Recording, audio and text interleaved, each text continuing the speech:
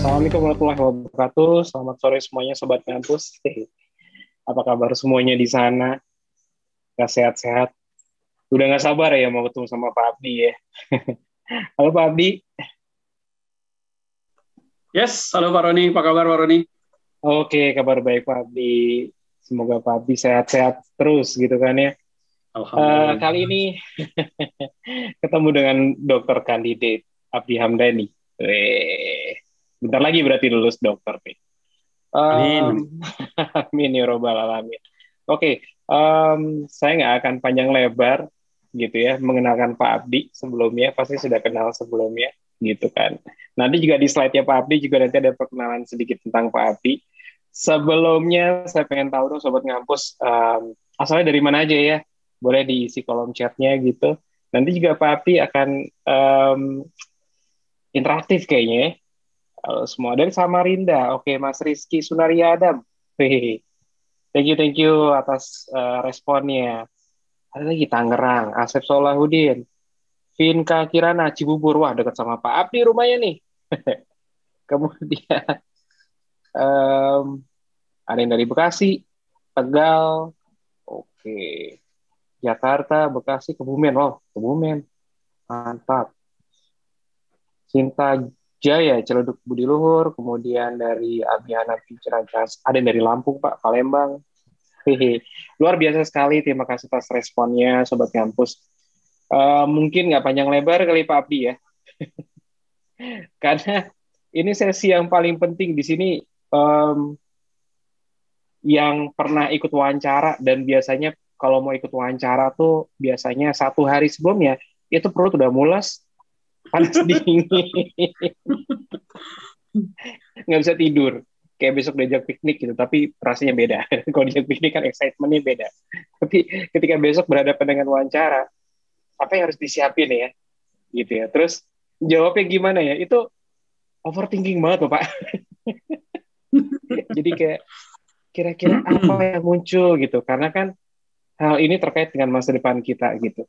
Apakah teman-teman ini, Sobat Ngampus ini akan mendapatkan pekerjaan atau tidak? Karena kan ya masa depan ya gitu kan, masa depan dipertaruhkan dari sekedar sesi wawancara yang paling lama berapa menit sih Pak kalau wawancara itu?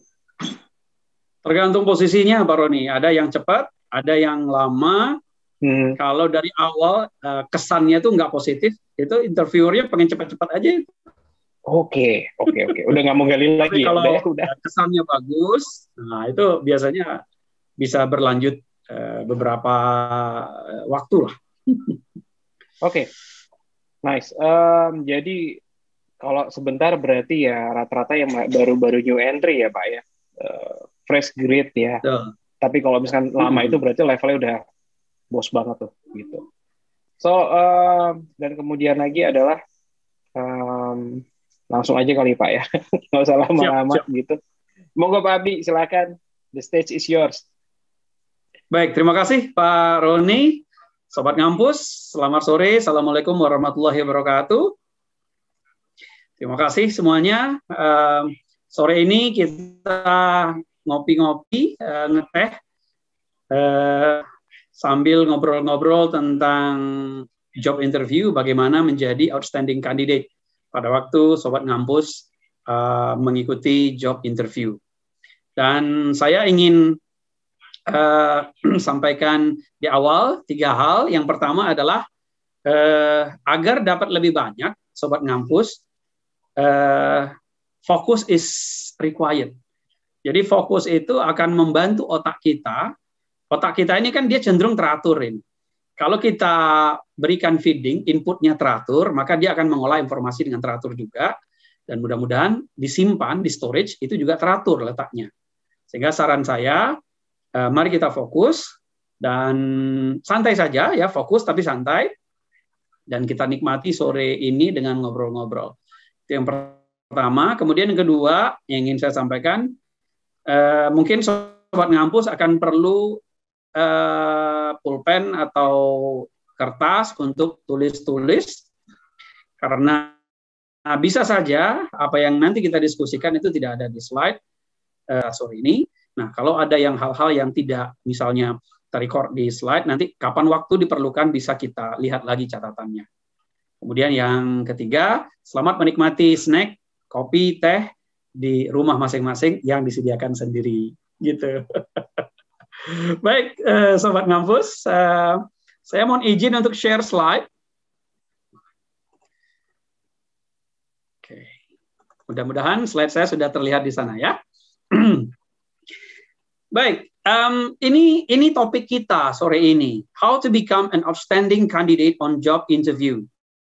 Bagaimana menjadi seorang kandidat yang baik, yang bagus, yang bisa diterima pada waktu ikut job interview. Bahasa itu hanya masalah tool.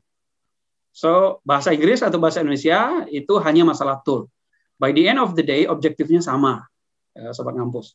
Dan saya mohon izin hari ini slide saya dalam bahasa Inggris dan penyampaiannya akan dalam bahasa Indonesia ya. Bagi yang ikut sesi kemarin bicara tentang CV, para Sobat Ngampus sudah kenal dengan saya. Dan bagi yang baru join hari ini, selamat datang, selamat bergabung. Dan nama saya Abdi Hamdani. Saya biasa dipanggil dengan 4 huruf yang di depan itu, Abdi. Saya sehari-hari mengabdi di salah satu perusahaan grup BUMN sebagai Human Capital Manager. Dan kami adalah anggota atau member dari SIG Group. SIG itu Semen Indonesia Group. Saya bapak dari orang, 3 putri dan 1 putra. 2 orang putri saya sudah remaja. Kalau ada yang punya aspirasi untuk jadi mantu saya, nanti boleh di email profilnya atau di WA, ada di slide terakhir nanti. Kemudian saya suka sekolah dan mencintai sekolah, itu hobi saya. Dalam artian literal, saya suka main di sekitar sekolah saya dulu. Kemudian waktu kecil saya juga suka ngarit rumput di sana untuk sapi di sekolah. Dan saya juga suka bersekolah. Saya menyelesaikan S1 saya di Padang, kemudian S2 saya yang pertama di UI, Universitas Indonesia, S2 saya yang kedua di UGM, dan sekarang saya sedang menyelesaikan disertasi saya di Universitas Pajajaran, Bandung. Saya senang sekolah, saya suka mulai dari bermain di sekolah, pergi ke sekolah, sampai ngincer anak ke sekolah. Mamanya anak-anak, bundanya anak-anak sekarang itu adalah anak kepala sekolah. Alhamdulillah. Baik, baik para Sobat Ngampus, sore ini kita akan bicara tentang 4 hal ini. Yang pertama, winning a job interview start from the mind. Ya, sukses di sebuah job interview itu tidak dimulai pada hari H itu loh. Dimulai jauh sebelum itu dari dalam pikiran kita. Apa yang akan kita perlu siapkan? Nah, nanti kita diskusi. Kemudian yang kedua, di bagian kedua, nanti saya akan bicara tentang before you come into interview room. Seperti yang tadi saya sampaikan, otak kita ini suka teratur. Kalau diberikan informasi teratur, dia akan nyimpan juga teratur. Sehingga pendekatan kita sore ini, kita chronological aja. Jadi sebelum, pada saat, dan setelah. Ya, sebelum Sobat Ngampus masuk ke ruang interview, di saat ada di ruang interview, dan yang terakhir adalah setelah keluar dari ruang interview. Apa saja tips dan triknya, nanti kita akan diskusi sama-sama ya. Baik, kita masuk pada bagian pertama, winning a job interview start from the mind. Nah, saya ada 2 slide. Nanti setiap topik ini akan ada bantuan yang saya perlukan, para Sobat Ngampus. Berikutnya saya ada 2 slide, dan saya mohon bantuan, saya perlu bantuan dari Sobat Ngampus untuk menentukan apakah, nah ini slide pertama saya. Apakah ini kita bisa terima, lulus atau enggak nih? Cukup dijawab di kolom chatnya, oke atau not oke. Kalau Sobat Ngampus ada di posisi interviewer, kemudian Sobat Ngampusnya nanya begini, tell me about yourself. Kemudian jawabannya, answer, my name is Abdi Hamdani. Kemudian, and you may call me Abdi, I was born in Medan on 20 August. Silakan Sobat Ngampus di kolom chat ya, saya tunggu 2 menit. Oke atau not oke nih?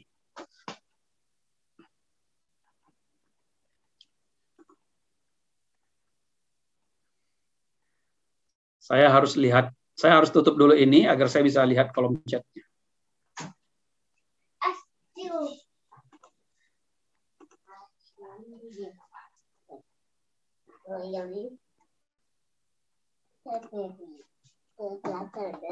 Not okay, depends, not okay, not okay, not okay.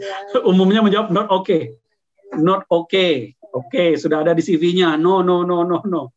Oke, rata-rata sobat ngampus menjawab not okay. Ada satu yang menjawab oke aja, Pak. Kalau ditanya ya jawab. Oke.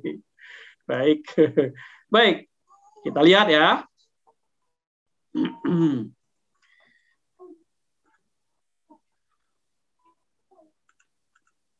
Oke. Kalau menurut saya, sobat ngampus, dari pengalaman saya jadi recruiter, dari pengalaman di dunia HR, jawaban seperti ini akan saya tolak. Not okay. Kenapa? Pertanyaannya adalah, apakah menurut sobat ngampus, si interviewer itu benar-benar pengen tahu saya? Apakah menurut Anda, si interviewer itu benar-benar pengen tahu nama Anda datang dari mana, ulang tahun tanggal berapa? Apakah dia pengen benar-benar tahu? No. Dia nggak tertarik kok dengan itu. Apa yang dia tertarik? Ini. Yang dia tertarik adalah your relevance, your qualification to the job. So tipsnya begini, start with your name, give your place information, kemudian education in short, job experience if any kalau ada, kemudian tell why you are qualified for the job. Nah, ini contohnya. My name is Abdi, I live in Cilengsi, I'm a business management graduate, 2 years experience in shipping company. I'm a result-driven person and eager to learn new things. Nah, ya, ini case pertama. Berikutnya yang kedua. Nah, nih, kalau ini oke nggak nih? Pertanyaannya, what are your strengths? Dan jawabannya, every human being is equipped with strength and weakness. I think my strength are I'm friendly and easygoing. Ini oke nggak nih kalau jawabannya begitu?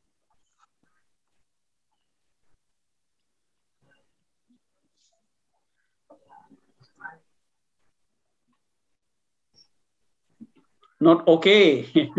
Not okay. Bagus. Still no. Not okay. No. Okay. Generic. Okay.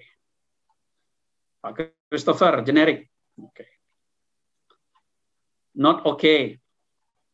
Wah, kayaknya udah bisa nih semuanya nih. Udah siap untuk interview ini. Not okay karena tidak berhubungan dengan job. Itu terlalu general. Okay. Biasalah itu. Oke. Terlalu general, Pak. Jadi not okay. Oke. Good. Baik. Good.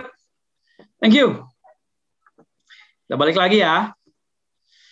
Kita balik lagi. Nah, saya setuju dengan para sobat ngampus yang mengatakan not okay. This is not okay for me. Kalau bagi saya, no. Why? Strength-nya nggak berhubungan, nggak relevan dengan pekerjaan. Kemudian jawaban ini terlalu cupu dan terlalu standar. Nah, ini tipsnya. Talk about strength that align with the role you are applying for. Bicarakanlah atau sampaikanlah kekuatan Anda yang berhubungan dengan pekerjaan yang Anda lamar. Kemudian berikan contoh. Nah, ini contohnya. I'm punctual, self-motivated, and hardworking person towards my career and life. Dan jangan lupa untuk menggunakan kata-kata yang strong. Ya, jangan kata-kata yang lemah. Kata-kata yang strong itu seperti apa? Nah, ini kata-kata yang strong ini. Ini kata-kata yang strong. Adaptation, hardworking, flexibility, optimistic, kooperatif, sampai ke punctuality.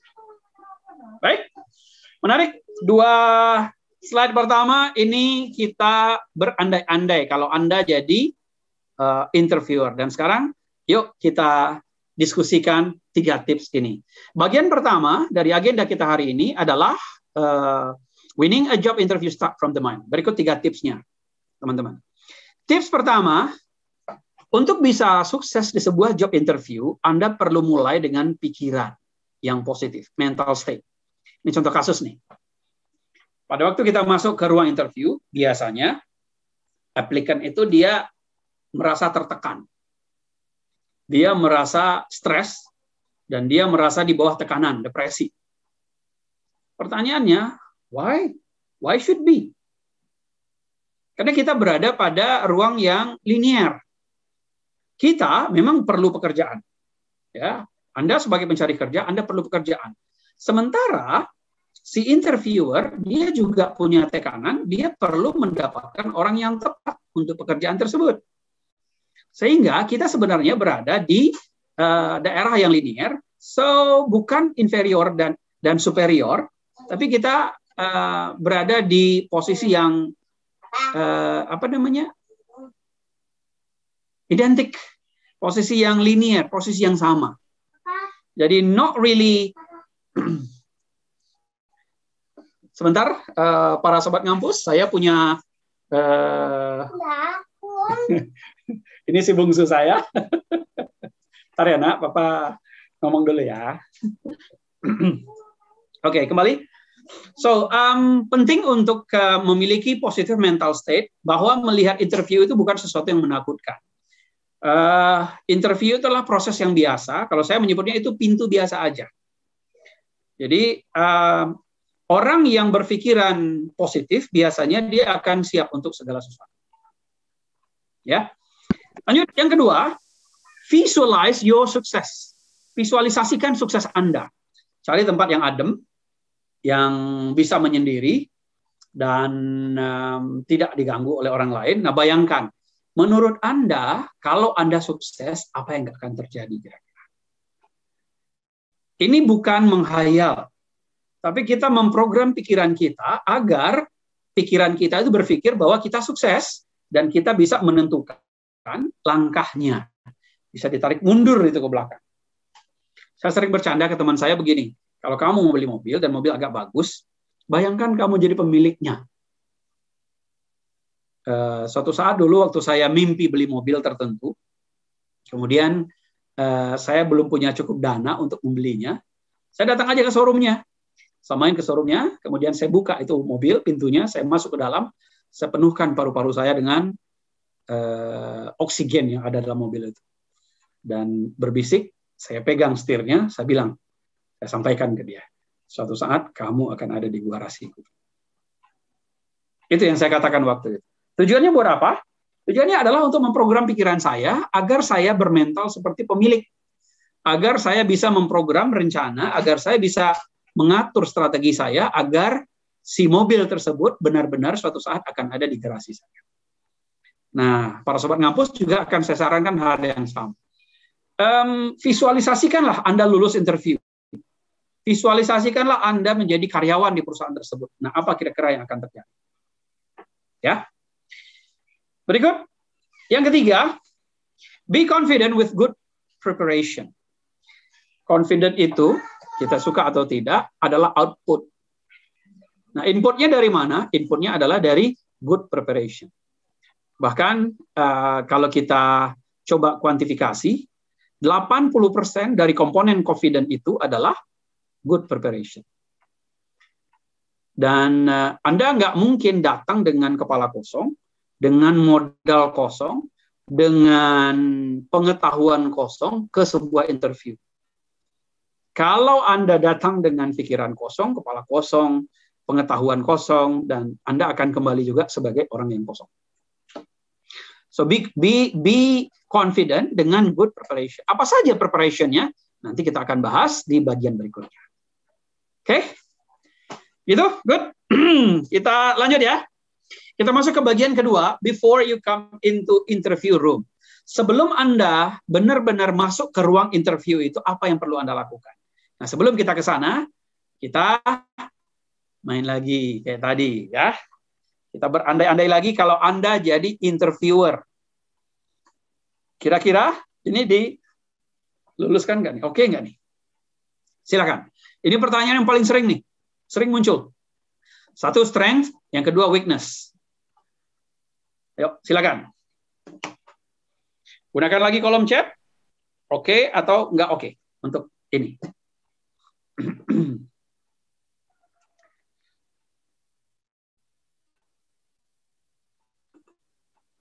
Oke.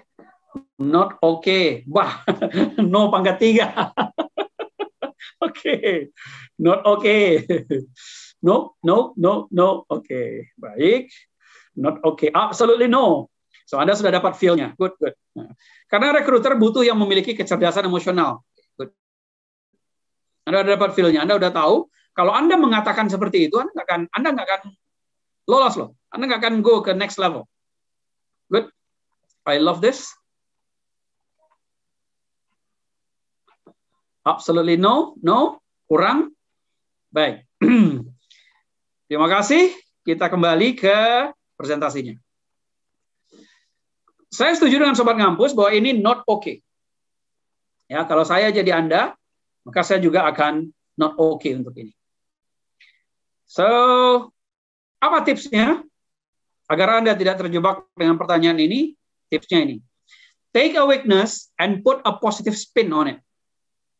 Ya, ambil sebuah kelemahan, kemudian kemas, kemudian puter, kemas, agar kelemahan itu tidak merugikan Anda.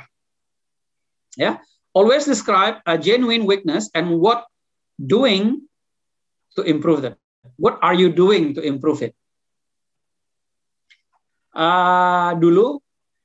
Kemarin waktu kita diskusi di CV, saya sudah sampaikan salah satu pertanyaan yang sering diajukan oleh rekruter ke saya tamat kuliahnya lama. Kenapa? Nah, waktu itu yang saya sampaikan adalah saya orangnya fokus. Itu kelemahan, tapi satu sisi saya spin itu jadi kelebihan. Saya orangnya fokus, dan saya pengen menyelesaikan setiap pekerjaan saya dengan hasil yang terbaik. Semester 8 saya praktek, kemudian semester 9 saya mengerjakan skripsi saya, dan dua-duanya saya dapat A. Yang tadinya itu kelemahan, sekarang menjadi kelebihan.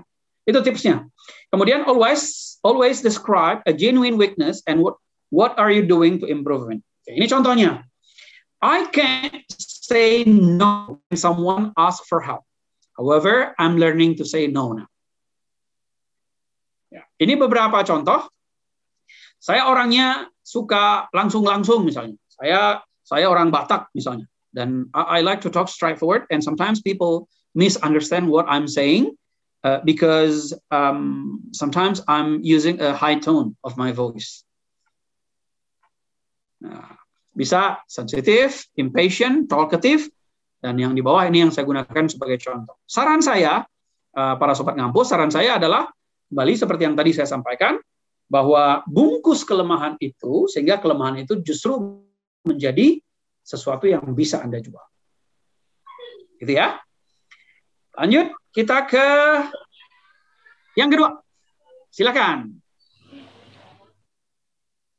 Oke atau not oke nih? Untuk ini.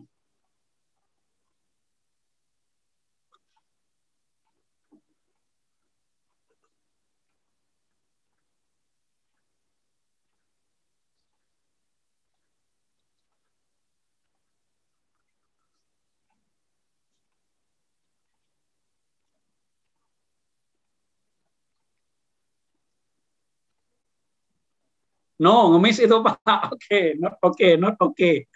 Yes, kalau mau ditolak. Oke. Lanjut. No, not okay. Tidak. No, not okay, not okay. Sederhana sekali. Kalau yes, nggak yakin di ACC, Pak. Oke.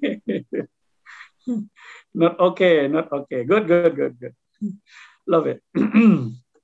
Lanjut, balik lagi guys. So, kalau Anda tanya saya, untuk jawaban seperti ini, apakah bagi saya fine? No. Saya akan tolak ini. Saya setuju dengan Anda. Ini jawaban orang desperate, ini jawaban orang putus asa.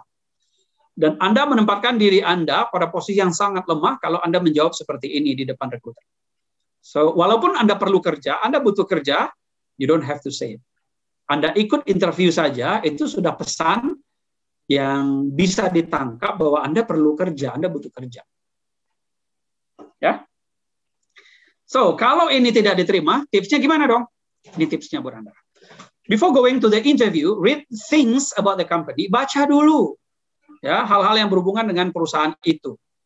Kemudian cari informasi-informasi spesifik seperti achievement mereka, common information seperti kapan didirikan, kemudian kantor pusatnya di mana, cabangnya berapa, dan Anda perlu dapat data-data seperti itu, dan itu akan menunjukkan perhatian Anda, ketertarikan Anda besar pada perusahaan ini. Contohnya gimana? Nih contohnya. I would be proud to work for a company with such a long history of leadership in the industry. Karena Anda tahu, Anda punya data bahwa misalnya perusahaan ini adalah top 3 di industri.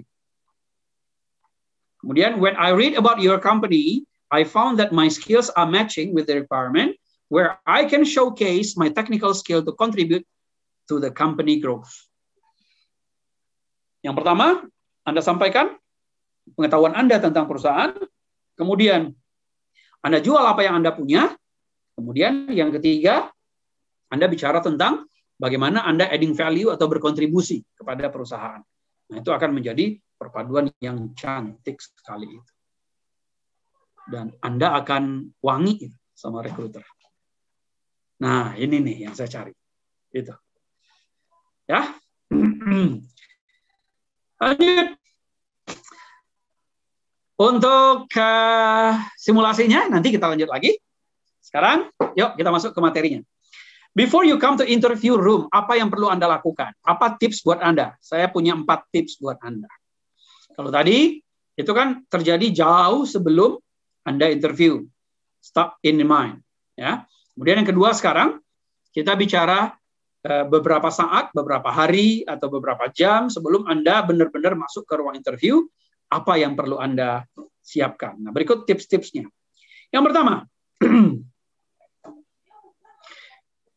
treat yourself well. Perlakukanlah diri Anda dengan baik. Besok pagi mau interview jam 8, malam ini Anda nggak tidur. Itu artinya Anda berusaha menganiaya diri Anda sendiri. Kemudian, minum kopi dengan porsi yang besar misalnya, sehingga komposisi kandungan kafein di darah Anda itu sangat tinggi. Kalau kafein sangat tinggi, maka detak jantung Anda akan menjadi lebih cepat, jantung akan berdebar-debar, dan akibatnya Anda akan grogi. Apalagi, Anda kurang minum misalnya. Anda tidak istirahat dengan cukup misalnya. So, sebelum Anda maju ke ruang interview, Anda perlu memperlakukan diri Anda dengan baik. Istirahatlah yang cukup, jangan terlalu banyak minum kopi, jangan minum minuman keras, kemudian makanlah yang baik, karena dengan badan yang sehat, badan yang kuat, Anda akan jauh lebih siap untuk berada pada kondisi tertekan. Jauh lebih siap pada saat Anda berada pada kondisi yang Anda harus go through di situ.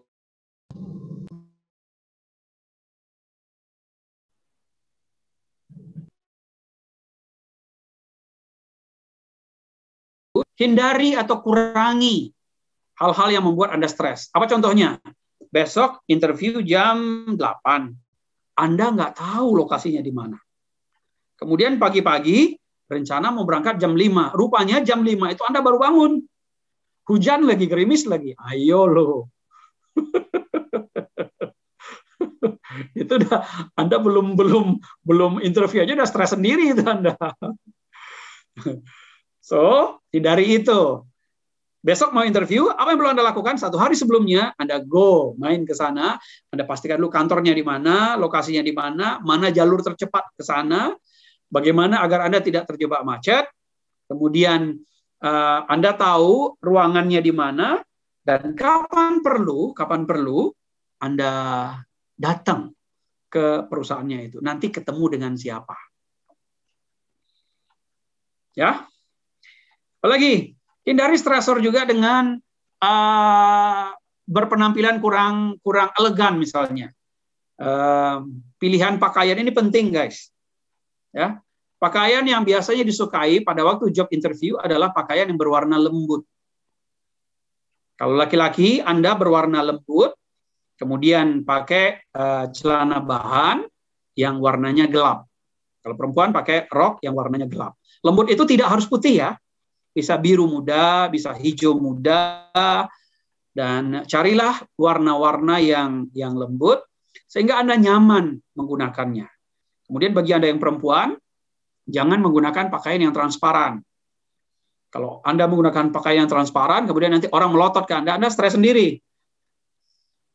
Nah, apalagi pagi-pagi misalnya Anda akan interview jam 10. Anda tahu jam 10 itu adalah waktu kritikal. Itu gula darah lagi rendah itu jam segitu. Kemudian pagi Anda nggak sarapan.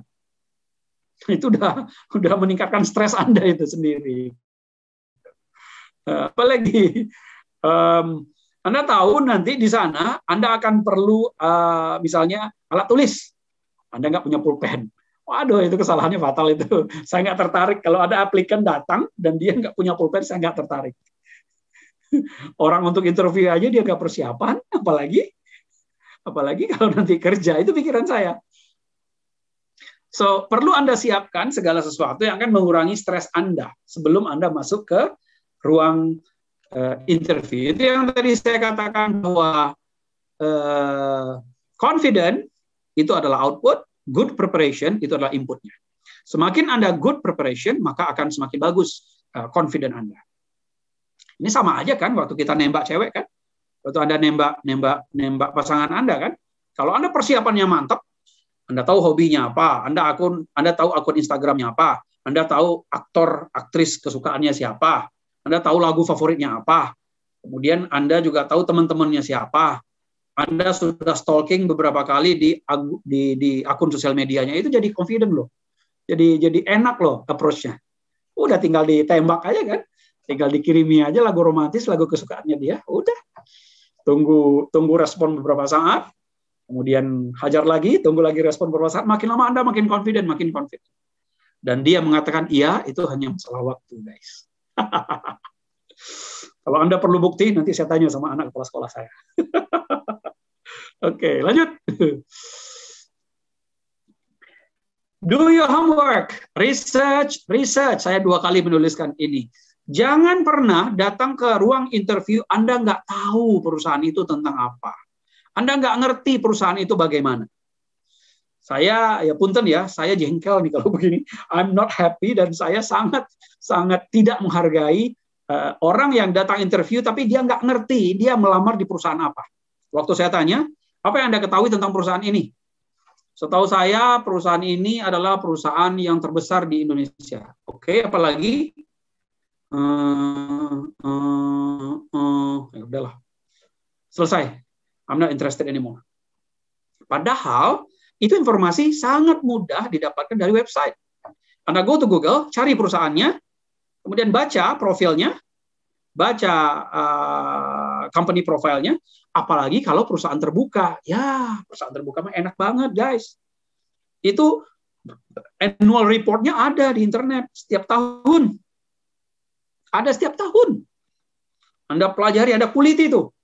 Anda kuliti, bahkan bisa saja pada waktu Anda masuk ke ruang interview itu, Anda bisa lebih ahli loh dibandingkan dengan si interviewer.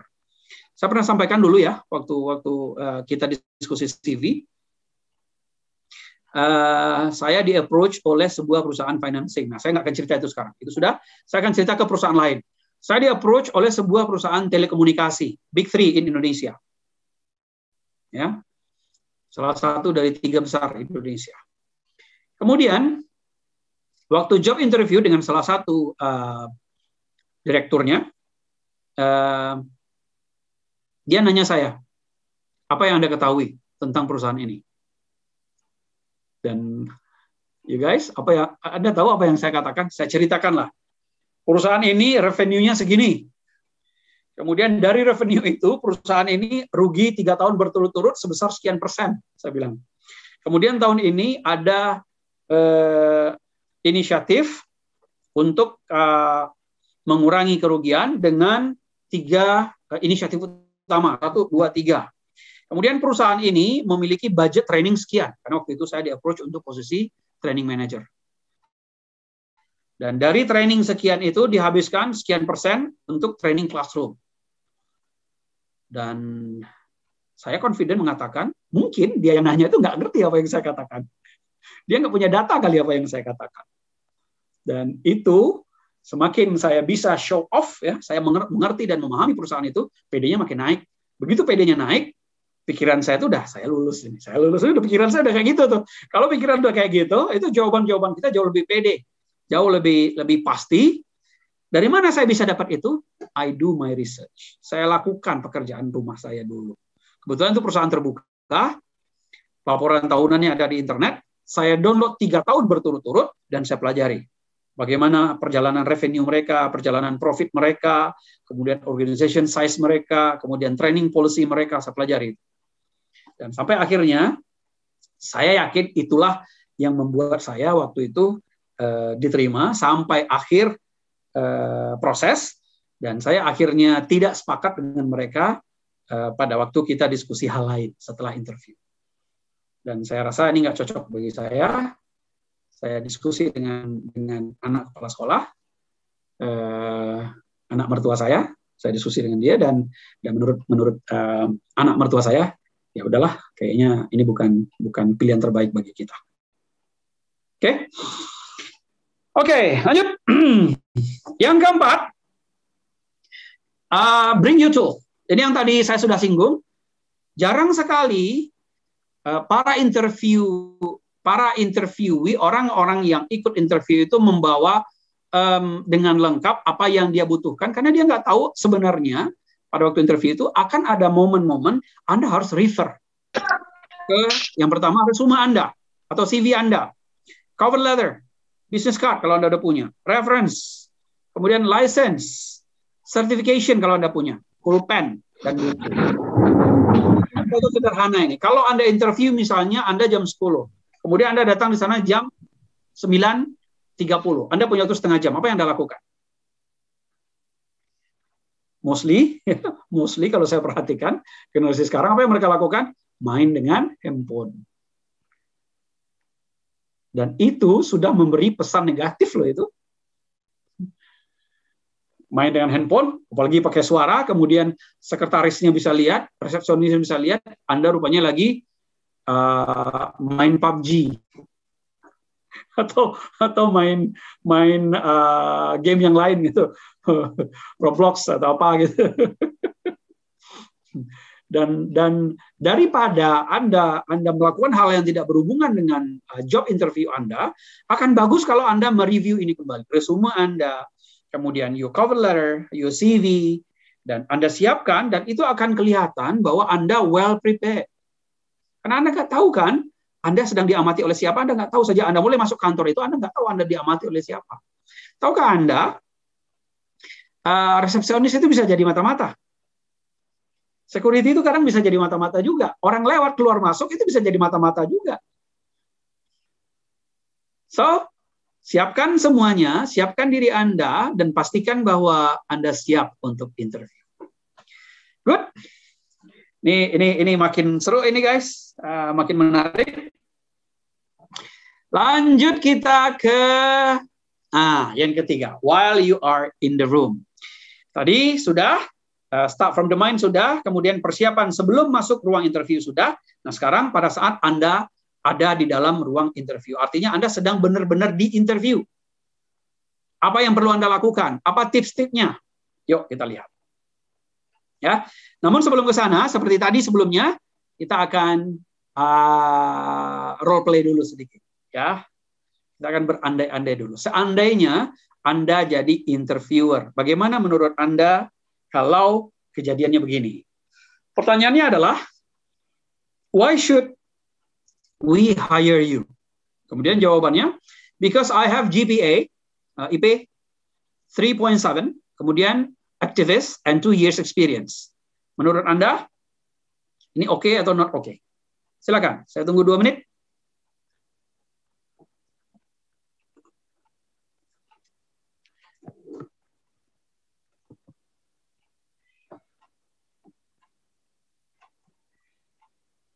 Not oke.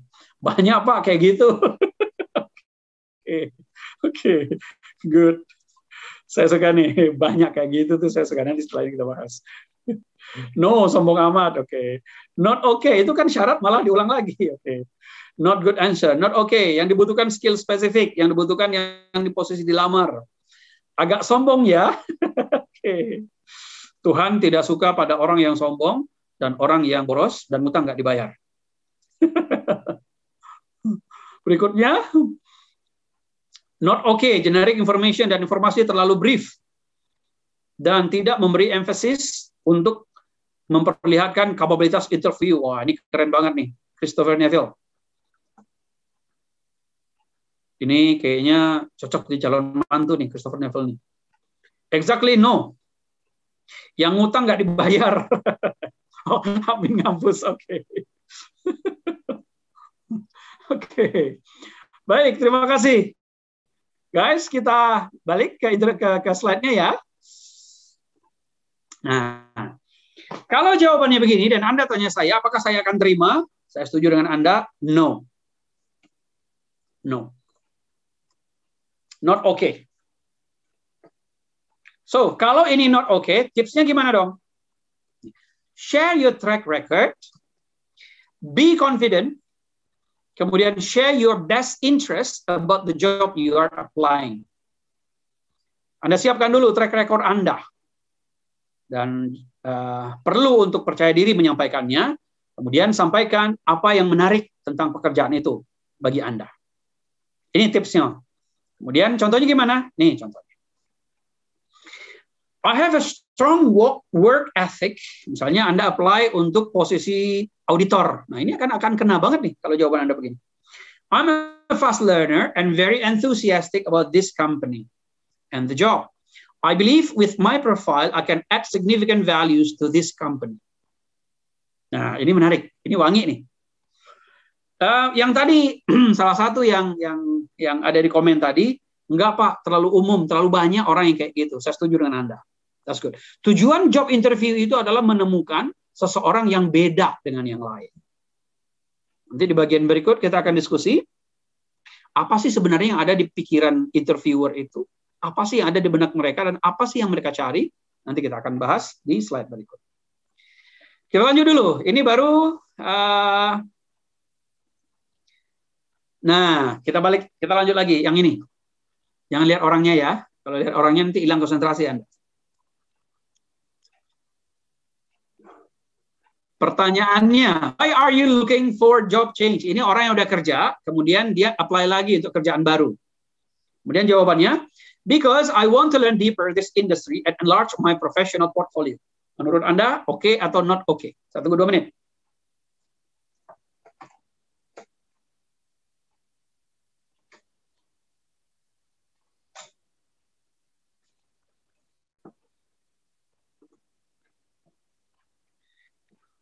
Not okay.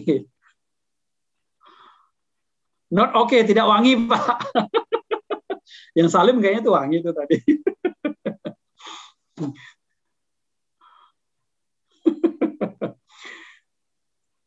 No, hanya memikirkan diri sendiri untuk apa?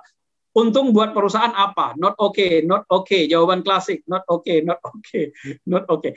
Oke, baik. Terima kasih. Anda boleh lanjut untuk berikan komen. Saya balik dulu ke slide-nya. Nah, hati-hati dengan pola. Kita sering terpola pikirannya. Karena dari awal tadi Anda not okay, not okay, not okay, dan saya setuju dengan Anda. Kalau ini saya malah akan mengatakan okay, good. Why?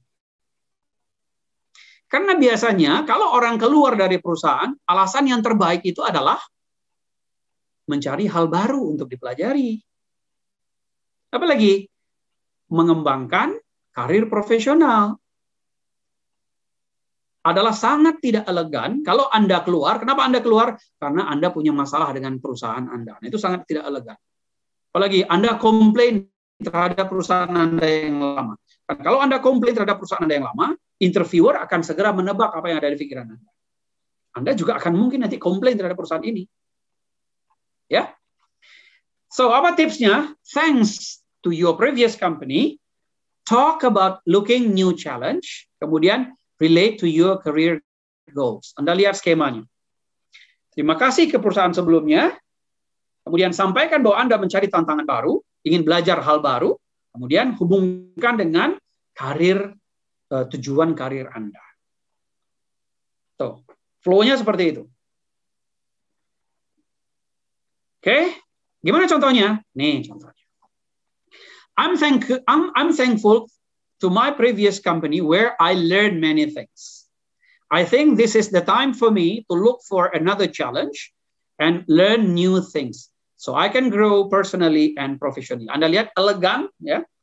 Tidak menjelek-jelekkan, walaupun perusahaan yang lama mungkin Anda ada masalah, Anda ingin pergi dari situ, no problem, it's okay. Somehow pada job interview itu sesuatu yang sebaiknya tidak Anda katakan.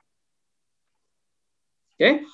Kemudian sampaikan bahwa Anda ingin belajar hal yang baru, Anda ingin tantangan baru, dan lanjut dengan career goal Anda. Bahwa Anda ingin tumbuh, Anda ingin berkembang di karir Anda, kemudian Anda ingin berkembang juga di kehidupan profesional Anda. Saya ingin dapat gaji yang lebih tinggi, no problem. Tapi Anda tidak perlu sampaikan itu secara brutal, secara eksplisit. Anda bisa sampaikan bahwa I can grow personally. Orang yang tumbuh secara personal itu kan salah satu komponennya adalah income. Karena itu satu hal yang sangat make sense. Dia harus linear kan, pertambahan usia ditambah dengan pertambahan pengalaman, ditambah dengan pertambahan pendidikan, pengetahuan, idealnya linear dengan pertambahan kesejahteraan. Sehingga itu hal yang wajar saja. Oke, lanjut. Nah, ini kayaknya interviewnya di salah satu ruko ini kayaknya. Ini pertanyaan yang sering kali orang nggak bisa jawab ini. Dan kalau dia jawab, kadang-kadang ini pertanyaan yang justru membuat orang tidak di-hire atau tidak diteruskan ke proses berikutnya. Pertanyaannya adalah, what is your salary requirement? Dan kalau jawabannya, I don't know, I can accept any. Gimana menurut Anda?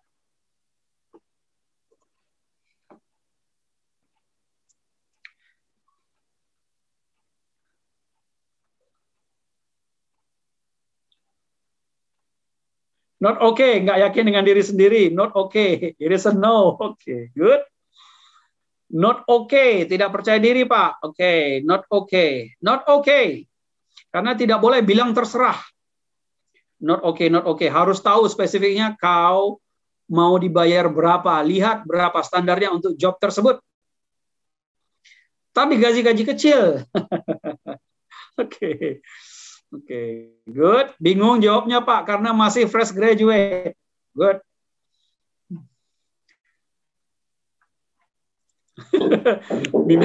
Mimin kampus nih kreatif nih. Bisa digocek sama perusahaan kan. Sian nantinya. Oke. Thank you, Mimin. Good. Kita kembali ke slide-nya.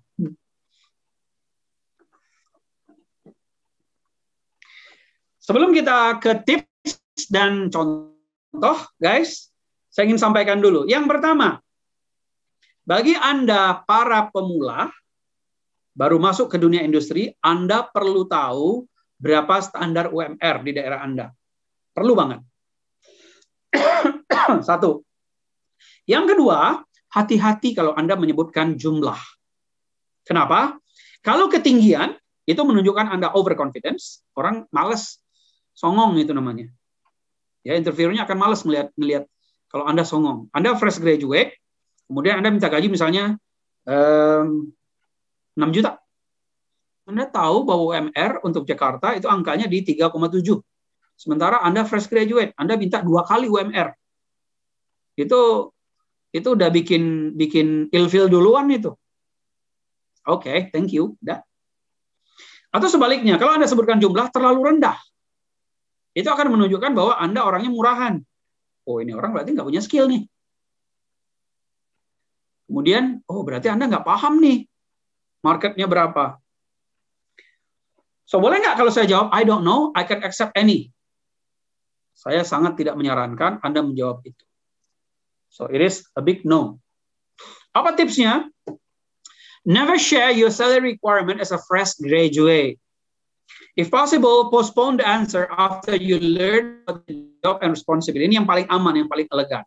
Kalau mungkin, jangan bicarakan masalah gaji atau jangan diskusi terjebak pada diskusi gaji sebelum Anda yakin Anda diterima atau tidak. Karena proses job interview itu gini, guys. Yang pertama iklan. Kalau dari sisi perusahaan ya, yang pertama iklan. Habis iklan, seleksi administrasi. Kemudian interview. Setelah interview itu biasanya kadang-kadang 2 atau 3 malah. Interview pertama itu dengan Recruiter talent acquisition namanya. Interview yang kedua biasanya dengan user, dengan calon atasan Anda. Interview yang ketiga dengan pengambil keputusan. Apalagi kalau posisi Anda posisi penting dengan gaji yang signifikan, itu sampai 3 kali. Nah, kalau saya menyarankan, kalau Anda bisa menunda diskusi masalah gaji, tunda dulu sampai Anda benar-benar yakin Anda diterima. Nah, kalau Anda sudah diterima, baru akan aman bagi Anda untuk diskusi gaji. Terus gimana Pak? Kalau dia nanya dan kekeh, nggak bisa kalau nggak dijawab. Kalau Anda ada posisi itu, tipsnya ada yang terakhir ini. In situation where number is required, provide a fair salary range. Kalau Anda terpaksa harus memberikan angkanya, jangan berikan angka fix, tapi berikanlah angka range. Contohnya, Anda harus tahu UMR kan tadi ya, UMR Jakarta misalnya 3,7. Anda bisa berikan bahwa in the range of 3,5 up to 4 million. Sehingga ada ruang di situ, ada celah di situ untuk bisa diskusi. Dan itu menunjukkan Anda juga orangnya fleksibel. Anda juga memberikan pesan bahwa Anda mengerti about market. Anda mengerti salary standarnya itu seperti apa di industri ini. Ya, lanjut. Contohnya gimana? Contohnya ini. I'm a fresh graduate. Currently, my priority is to start my career and improve my skills, as well as gain experience as much as possible. Itu kan semacam apa ya? Jawaban melipir agar Anda tidak ditodong masalah gaji. Siapa sih nggak perlu gaji? Siapa sih nggak perlu uang? Semua orang perlu uang. Somehow jangan jadikan itu menjadi penjara bagi Anda, karena Anda akan terkurung nanti di situ. Kalau bisa melipir, melipir. Kalau nggak bisa, kasih range. Itu jauh lebih aman bagi Anda. Ya, baik, itu dia 3 atau 4 tadi ya. Seandainya kita ada di dalam sepatu mereka, kita berandai-andai. Kita lanjut sekarang ke tips pada waktu Anda interview. Ini tipsnya ada 10, yang ini banyak karena ini agenda utama kita. Ntar saya lihat jam dulu, kita udah 5 menit menjelang jam 5. Mudah-mudahan ini selesai. Lanjut. 10 tips. Tips pertama, address the recruiter by their names. Guys, bunyi yang paling indah bagi semua orang itu adalah namanya sendiri. Oh gitu ya Pak? Yes, yes. Namanya itu adalah bunyi yang paling indah di seluruh dunia bagi setiap orang. Sehingga pada waktu Anda datang, jangan memanggil saya dengan, kalau saya yang interview ya, selamat siang Pak. No. Saya sarankan Anda, selamat siang Pak Abdi, apa kabar? Kata Abdi itu akan menyelamatkan Anda dari semua hal di bagian awal itu. Karena itu adalah pesan yang wangi bagi rekruter. Anda tahu si rekruter dan Anda address very spesifik ke orangnya dengan menyebutkan namanya. Ya. Tapi saya nggak tahu Pak nanti rekrutmen dengan siapa. Anda dikasih email nggak? Dikasih email panggilan nggak? Kemudian kalau dikasih email panggilan ada nomor telepon nggak di situ? Akan baik bagi Anda, itu yang tadi saya sampaikan, do your homework. Cari nanti Anda akan direkrut oleh siapa, namanya siapa, dan kapan perlu Anda tahu misalnya akun sosial medianya, go ke akun sosial medianya, lihat posting-postingannya, lihat kecenderungannya, lihat hobinya apa. Dengan begitu Anda akan punya pemahaman yang lebih baik dan akan jauh lebih siap untuk menjawab pertanyaan-pertanyaannya. Ya, oke, pertama itu. 2, mimic the recruiters mannerism. Anda lihat cara duduknya si 2 teman kita ini, ya, Kang Obama dan Kang Trump. Anda lihat kaki dibuka, posisi duduk 45 derajat. Kemudian tangan berada di antara 2 kaki. Kebetulan Kang Obama tangannya lagi ada di paha. Nah, pada waktu Anda interview, pesan secara tidak langsung yang bisa Anda sampaikan adalah sebenarnya Anda memperhatikan orang itu dengan serius, yaitu menjadi cermin bagi orang itu, merefleksikan. Ya, kalau di teman-teman penggiat NLP namanya matching and mirroring. Anggaplah diri Anda sebagai kaca bagi orang tersebut. Tidak hanya posisi tubuhnya saja, juga termasuk irama bicaranya, tone-nya, kecepatannya. Orangnya udah berapi-api gitu ya. Selamat datang Pak Abdi, apa kabar? Terima kasih ya sudah memenuhi undangan kita dan kita sangat senang menerima Pak Abdi siang ini. Anda lihat kan iramanya kencang kan? iramanya kencang, tone-nya semangat, dan dia sepertinya energetik sekali orangnya. Kemudian saya jawab begini, ya Bu, sama-sama, saya juga senang Bu ada di sini. Come on guys, itu Anda hidup di dua dunia yang berbeda. Dan bagi rekruter, nggak menarik nih orang. Itu akan muncul langsung di kepalanya tuh. Ini kayaknya orang ini nggak ngerti kali ya. Ini orang ini nggak menarik nih. Dia nggak seru orangnya, nggak asik. Ya, so pastikan Anda bisa merefleksikan posisi badan, suara, kecepatan, sampai ekspresi wajah. Kalau orangnya berseri-seri, orangnya gembira, kemudian Anda diam saja, Anda nggak sampai pada level energinya, maka Anda akan hidup di dunia yang berbeda dengan dia. Oke, 2. Lanjut, 3. Nah, ini yang tadi saya sampaikan, guys. Remember the 4 concerns all recruiters have. Tahukah Anda, semua rekruter di seluruh dunia, inilah yang ada di pikiran mereka pada waktu mereka menginterview orang. Pertama, why does this applicant want to work here? Kenapa orang ini mau kerja di sini?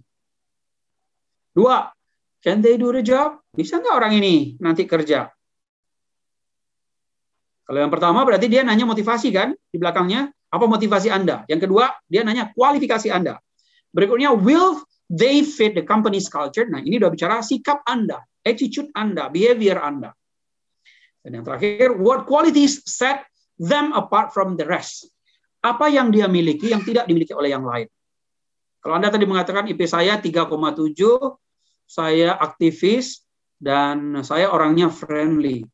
Guys, itu ada 3 kontainer dibongkar kemarin di Tanjung Priok yang kayak gitu. Bedanya Anda dengan yang lain apa? Itu yang pengen dia cari.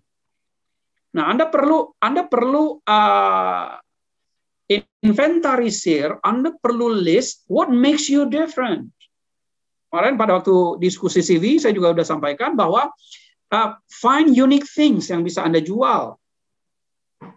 Saya seorang alumni teknik sipil Universitas ANU, yes, ada jutaan orang tuh yang seperti itu.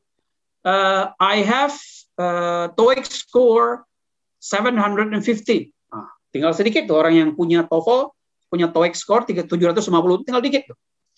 And I'm experienced in large scale project for road misalnya. Saya punya pengalaman di proyek skala besar pembangunan jalan. Nah, itu makin sedikit tuh. Dan itulah yang akan membuat Anda berbeda dengan yang lain. Quality yang Anda punya. Kalau Anda orang yang berpengalaman, Anda ingin merubah karir Anda sekarang, nah cari apa yang unik dari diri Anda. Saya selalu encourage orang-orang ya, teman-teman, mahasiswa saya untuk temukan hal yang unik dari Anda. Saya sering mencontohkan diri saya sendiri. Kalau saya mengatakan I'm a HR professional, jutaan orang loh HR professional. Kemudian saya persempit, I'm an HR professional with strong academic background. Itu menjadi sedikit. Kemudian saya tambah lagi, I'm an HR professional and strong academic background, and now I'm pursuing my doctoral degree. So I want every decision I take based on my academic analysis. Wah, itu udah sedikit banget orang yang punya itu tuh. Saya adalah HR professional, memiliki latar belakang akademik yang kuat, dan sekarang saya sedang menyelesaikan S3. Kemudian yang berikutnya, yang terakhir, saya mengambil keputusan dengan pertimbangan-pertimbangan akademik yang terbukti dari penelitian-penelitian. Wah, itu dikit itu. Nah, tugas Anda adalah menemukan yang unik, apa yang membuat Anda berbeda dibandingkan yang lain. Tapi nggak ada yang berbeda, Mas. Itu PR-nya. Setiap orang dilahirkan berbeda. Kita ini dilahirkan sebagai pemenang, guys. Ya, kita ini dilahirkan sebagai pemenang. Dasarnya apa? Anda dulu, ya, waktu bapak kita berkunjung ke ibu kita, itu Anda bersama sekitar 40 juta saudara Anda. Kemudian Anda bersaing, berpacu menuju tuan rumah di ibu kita, dan ketemulah satu. Dan itu orangnya Anda. Anda mengalahkan 39.999.999 saudara Anda. Pada waktu kita dulu dibawa oleh bapak kita bertamu ke tempat ibu kita. Ya, so kita dilahirkan sebagai pemenang. So temukan keunikan itu, temukan hal-hal yang bisa Anda jual sehingga membuat Anda berbeda dibandingkan dengan orang lain, dibandingkan dengan kompetitor Anda. Lanjut, flatter the interviewer and company. Sanjunglah interviewer dan perusahaannya. Akan baik kalau Anda mengatakan begini, Anda apply di perusahaan saya misalnya, dan Anda mengatakan begini, bagi saya adalah satu kebanggaan untuk bisa bekerja di perusahaan penghasil bahan bangunan terbesar di Asia Tenggara. Itu saya rekruternya, saya merasa kok, Masya Allah, ini anak kok kayaknya seneng banget ya, menyenangkan banget nih anaknya, onyu-onyu, imut-imut deh kamu. Nah itu pikiran saya. Kenapa? Karena dia menyentuh pride saya. Dia menyentuh hal yang menyenangkan bagi saya. Siapa dong yang nggak bangga kalau perusahaannya dipuji kan gitu. Nah, so cari data apa yang bisa Anda angkat. But somehow pesan saya, Anda juga jangan exaggerate, jangan melebih-lebihkan, jangan for the sake untuk memuji kemudian Anda cari-cari. Itu akan kelihatan dengan gampang loh. Anda tidak tulus dan Anda berusaha mencari-cari saja, hanya cari muka, itu akan kelihatan dengan gampang. So, lakukan tugas Anda, research, dan apa yang bisa Anda sajikan. Dan itu menunjukkan bahwa Anda mengetahui, Anda mengerti, Anda memahami perusahaan tersebut. Lanjut. Tips yang kelima. Demonstrate reflective listening. Tunjukkan Anda paham dengan reflective listening. Itu apa? Begini. Pertanyaannya kira-kira begini. Kita mencari calon karyawan yang bisa membantu kita agar pertumbuhan market kita itu bisa 20% tahun depan. Apakah Anda siap untuk itu? Itu pertanyaannya misalnya. Dan orang yang memiliki good reflective listening, dia akan menjawab seperti ini. Baik Ibu, terima kasih. Dari apa yang tadi Ibu sampaikan, saya paham bahwa perusahaan sekarang sedang berusaha untuk meningkatkan revenue dan mencari orang-orang terbaik, sehingga nanti diharapkan tahun depan revenue bisa naik sampai 20%. Menurut saya bisa berkontribusi di area bla bla bla. Tuh Anda lihat, data yang dia sampaikan Anda bisa ulang dengan baik dengan kata-kata Anda sendiri. Nah, itu artinya Anda mempraktekkan reflective listening. Ya. Lanjut. Anticipate interviewer question scheme. Pertanyaan itu terpola loh. Ya, bagi Anda yang udah sering ikut interview, Anda boleh perhatikan. Interview pertama, interview ketiga, temukan benang merahnya. Pertanyaan itu terpola loh. Nah, ini contohnya, behavioral model. Pertanyaan yang mengarah ke behavior. Contoh pertanyaannya begini. Kalau Anda sedang stres, apa yang Anda lakukan? Pertanyaan dari perusahaan A, perusahaan B, perusahaan C, perusahaan D, itu akan terpola. Dia akan menyasar apa perilaku Anda. Kalau Anda bisa tahu pola-pola itu, akan semakin siap Anda untuk merespon, memberikan data yang dibutuhkan. Ya, satu. Yang kedua, ada juga modelnya namanya SBI atau STAR. SBI itu adalah Situation, Behavior, Impact. Kalau STAR itu Situation, Task, Action, Result. Pola pertanyaan ini terutama bagi orang yang berpengalaman ya. Dia akan tanya menggali ke pengalaman Anda sebelumnya. Contohnya begini. Pertanyaannya, di perusahaan Anda sebelumnya atau di karir profesional Anda, boleh disebutkan apa pengalaman yang paling membekas bagi Anda dalam memimpin tim? Tempo hari saya memimpin tim untuk mengakuisisi sebuah perusahaan beton yang ada di Jawa Timur. Dan saya memanage sekitar lebih kurang 11 orang dalam tim, dan kita waktu itu menjalankan berbagai macam inisiatif agar akuisisinya berjalan lancar. Itu harus situasinya. Oke, good. Dan apa yang membuat itu berhasil? Nah, dia udah menyasar behavior itu. Apa yang Anda lakukan? Terus respon Anda gimana? Terus bagaimana Anda mengelola tim? Terus bagaimana Anda mengelola stakeholder? Terus bagaimana dengan ini? Bagaimana dengan itu? Saya tertarik pengen gali lebih dalam tentang ini. Nah, itu dia sedang menggali behavior Anda. Dan ujung-ujungnya Anda bisa siapkan dia akan mengarah ke impact. Setelah dia gali banyak itu ya. Nah, ujung-ujungnya dia akan nanya, oke, terus hasilnya gimana? Nah, dia akan nyasar ke situ tuh. Nah, kalau kita bisa menyiapkan skema seperti itu, guys, Anda akan jauh lebih siap dalam menjawab pertanyaan-pertanyaan. SBI dan STAR itu sama. Ya. STAR ini situation, task, action, ini untuk behavior ini. Kemudian resultnya apa? Ya, lebih jauh kalau Anda tertarik untuk ini, diskusi tentang ini, nanti Anda boleh go to Google, dan banyak loh di Google untuk ini.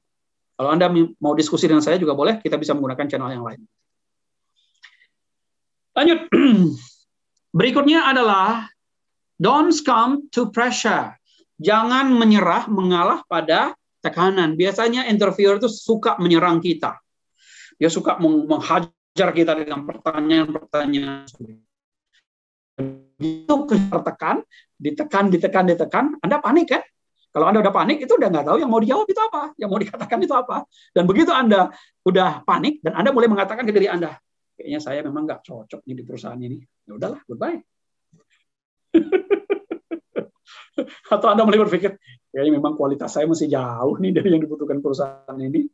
Ya udah, goodbye. Dan bahkan beberapa interviewer itu suka melebih-lebihkan. Kerja di sini itu berat, Mas. Gajinya kecil. Kerjaannya banyak banget dan bla bla bla, dan dia memberikan hal-hal yang menakutkan bagi Anda. Makin lama Anda makin tertekan kan, tertekan, dan akhirnya Anda mulai mikir, ya udahlah ini kayaknya bukan jodoh saya di sini. Dan begitu Anda bilang begitu, fine, goodbye, game over guys, selesai sudah. Oke. 8. Interview the interviewer. Nah, ini yang tidak banyak dilakukan orang. Manfaatkan waktu Anda, kesempatan Anda untuk juga mengajukan pertanyaan.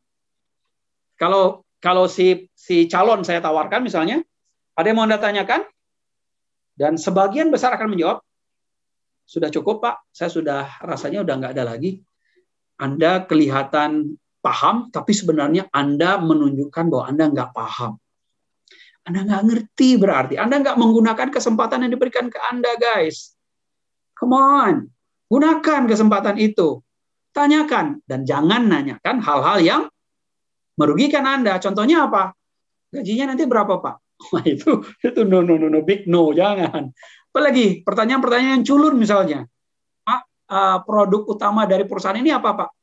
Itu artinya Anda nggak ngerjakan PR Anda nggak cari informasinya di Google, Anda nggak cari di website, Anda nggak cari dimanapun informasi yang Anda dapatkan. So, tanyakanlah perusahaan yang menunjukkan pesan bahwa Anda itu eager, Anda qualified untuk itu. Nah, saya kasih lagi contoh yang tadi ya, yang saya di-approach oleh perusahaan telekomunikasi tadi. Dan dia offer pertanyaan itu ke saya. Pak Abdi, ada yang mau ditanyakan? Ada, Pak. Saya ada satu pertanyaan. Saya coba untuk menganalisa laporan tahunan perusahaan ini selama 3 tahun berturut-turut. Dan saya menemukan bahwa perusahaan ini grow, Pak. Tapi grow-nya itu hampir 2-3% di bawah market. Kira-kira apa strategi perusahaan untuk bisa recover ini, Pak, kondisi seperti ini? Kaget dia kan, gitu. Nggak nyangka kan saya nanya begitu. Karena tahukah Anda bahwa perusahaan yang tumbuh, tapi tumbuhnya di bawah market, perusahaan itu sedang mengecil tuh. Perusahaan itu shrinking, pada akhirnya berhenti, tutup tuh perusahaan. Kalau dia tumbuh selalu di bawah market. Dan dia kaget kan waktu saya tanya gitu, dan akhirnya dia berusaha jawab. Kemudian pertanyaan kedua, ada lagi katanya, ada. Tahun lalu saya mempelajari annual report-nya, laporan tahunan perusahaan ini, Pak. Perusahaan ini menghabiskan lebih kurang sekitar 66 miliar untuk people development. Apa yang dilakukan oleh perusahaan untuk memastikan bahwa cost itu kembali, Pak? Kaget dia. Oke. Dan Anda tahu jawabannya apa? Dia bilang gini ke saya. Oke, Pak, that's your job. To find. That's your job to make sure bahwa investasi itu kembali, katanya. Dan begitu dia bilang itu, saya udah punya feeling, lulus nih kayaknya, kalau begini jawabannya lulus nih. Saya menggunakan kesempatan pada waktu saya diberikan peluang untuk bertanya, saya tanya itu, padahal sebenarnya pertanyaan saya itu untuk menunjukkan bahwa saya qualified untuk pekerjaan ini. I'm the best person untuk posisi ini. Jadi bertanya, tapi sebenarnya ngiklan, guys. Gitu ya. Lanjut kita ke 9. Release your anxious energy.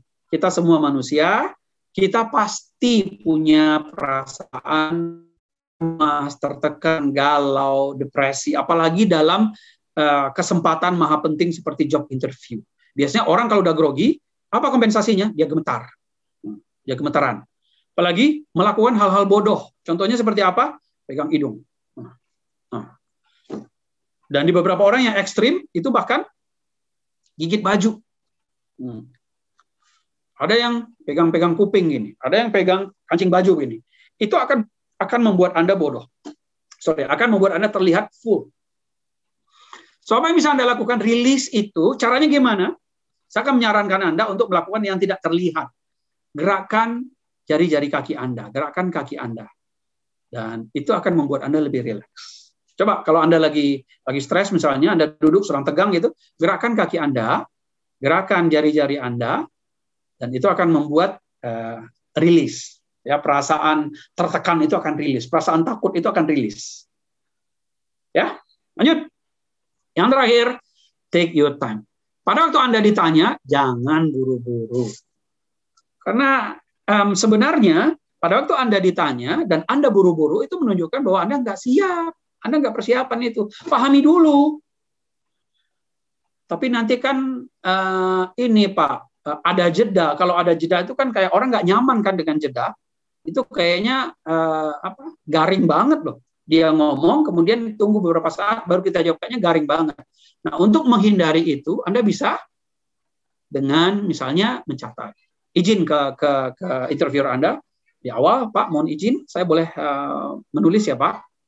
Nah, pada waktu dia bertanya, Anda tulis. Itu sebenarnya memberikan ruang, memberikan waktu bagi diri Anda untuk menyiapkan jawaban, untuk membuat pikiran Anda itu bisa mengatur artikulasi, kata-kata, bahasa yang akan Anda gunakan, mengatur diksi, pemilihan kata yang cocok untuk bisa Anda gunakan. Ya, so jangan buru-buru, take your time, dan jangan terlalu lama juga. Ya, standar saja, yang membuat Anda nyaman dan menunjukkan Anda elegan. Atur irama bicara Anda, nggak perlu buru-buru, dan kalau bisa jangan monoton iramanya. Atur, kadang tinggi, kadang rendah, kadang slow, kadang pelan, dan itu menunjukkan bahwa Anda bisa mengelola artikulasi, intonasi Anda bisa mengontrol dengan baik, dan itu biasanya orang yang seperti itu yang menunjukkan maturity levelnya bagus. Orangnya pintar untuk mengatur emosi, pintar untuk mengatur segala sesuatu yang akan dia ucapkan. Itu menunjukkan biasanya ya maturity-nya bagus. Itu dia, guys, 10 tips untuk Anda pada waktu Anda sedang di interview, di dalam ruang interview. Dan sekarang kita masuk ke bagian terakhir, after you leave the room. Nah, untuk bagian terakhir ini, kita nggak ada simulasi lagi, karena saya yakin Anda udah siap. Ya. Nah, sekarang, setelah Anda meninggalkan ruang interview, beberapa tips buat Anda.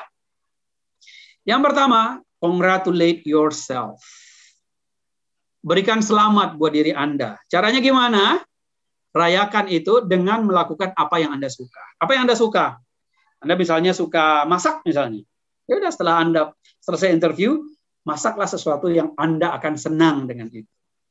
Main dengan keluarga ya, main dengan ponakan, main dengan anak, istri misalnya kalau Anda udah berkeluarga. Kalau saya hobi main kesasar dengan anak-anak. Main kesasar itu berjalan ya, pergi ke satu tempat yang kita nggak tahu itu kemana. Keluar pagi-pagi, dan bawa anak-anak dan kita ngobrol aja, senang-senang aja udah.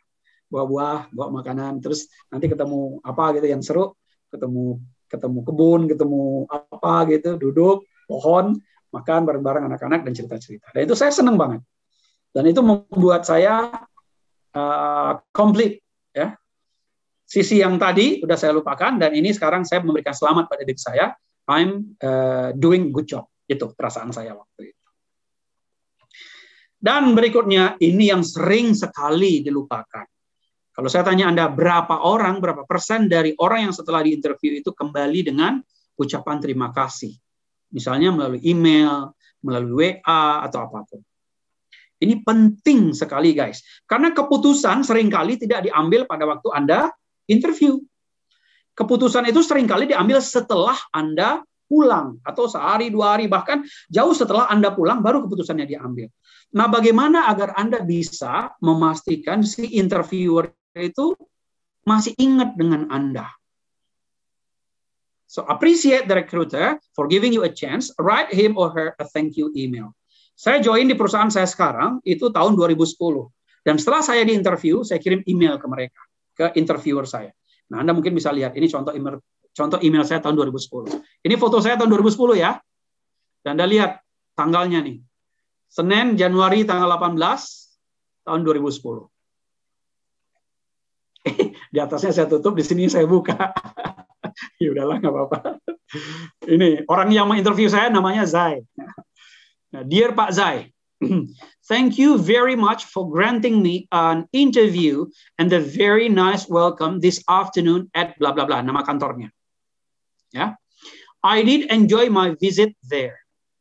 Kemudian, understanding from your explanation and observing empirically, I strengthen my belief that blah blah blah, nama perusahaannya, is the right place for a professional to grow. I cannot wait to be part of your team. Tuh, Anda lihat. Isinya terima kasih, tapi di kalimat terakhirnya ada harapan. Saya diterima. I cannot wait to be part of your team. Thank you, best regard, Abdi Hamdan. Dan saya yakin email ini juga memainkan peranan.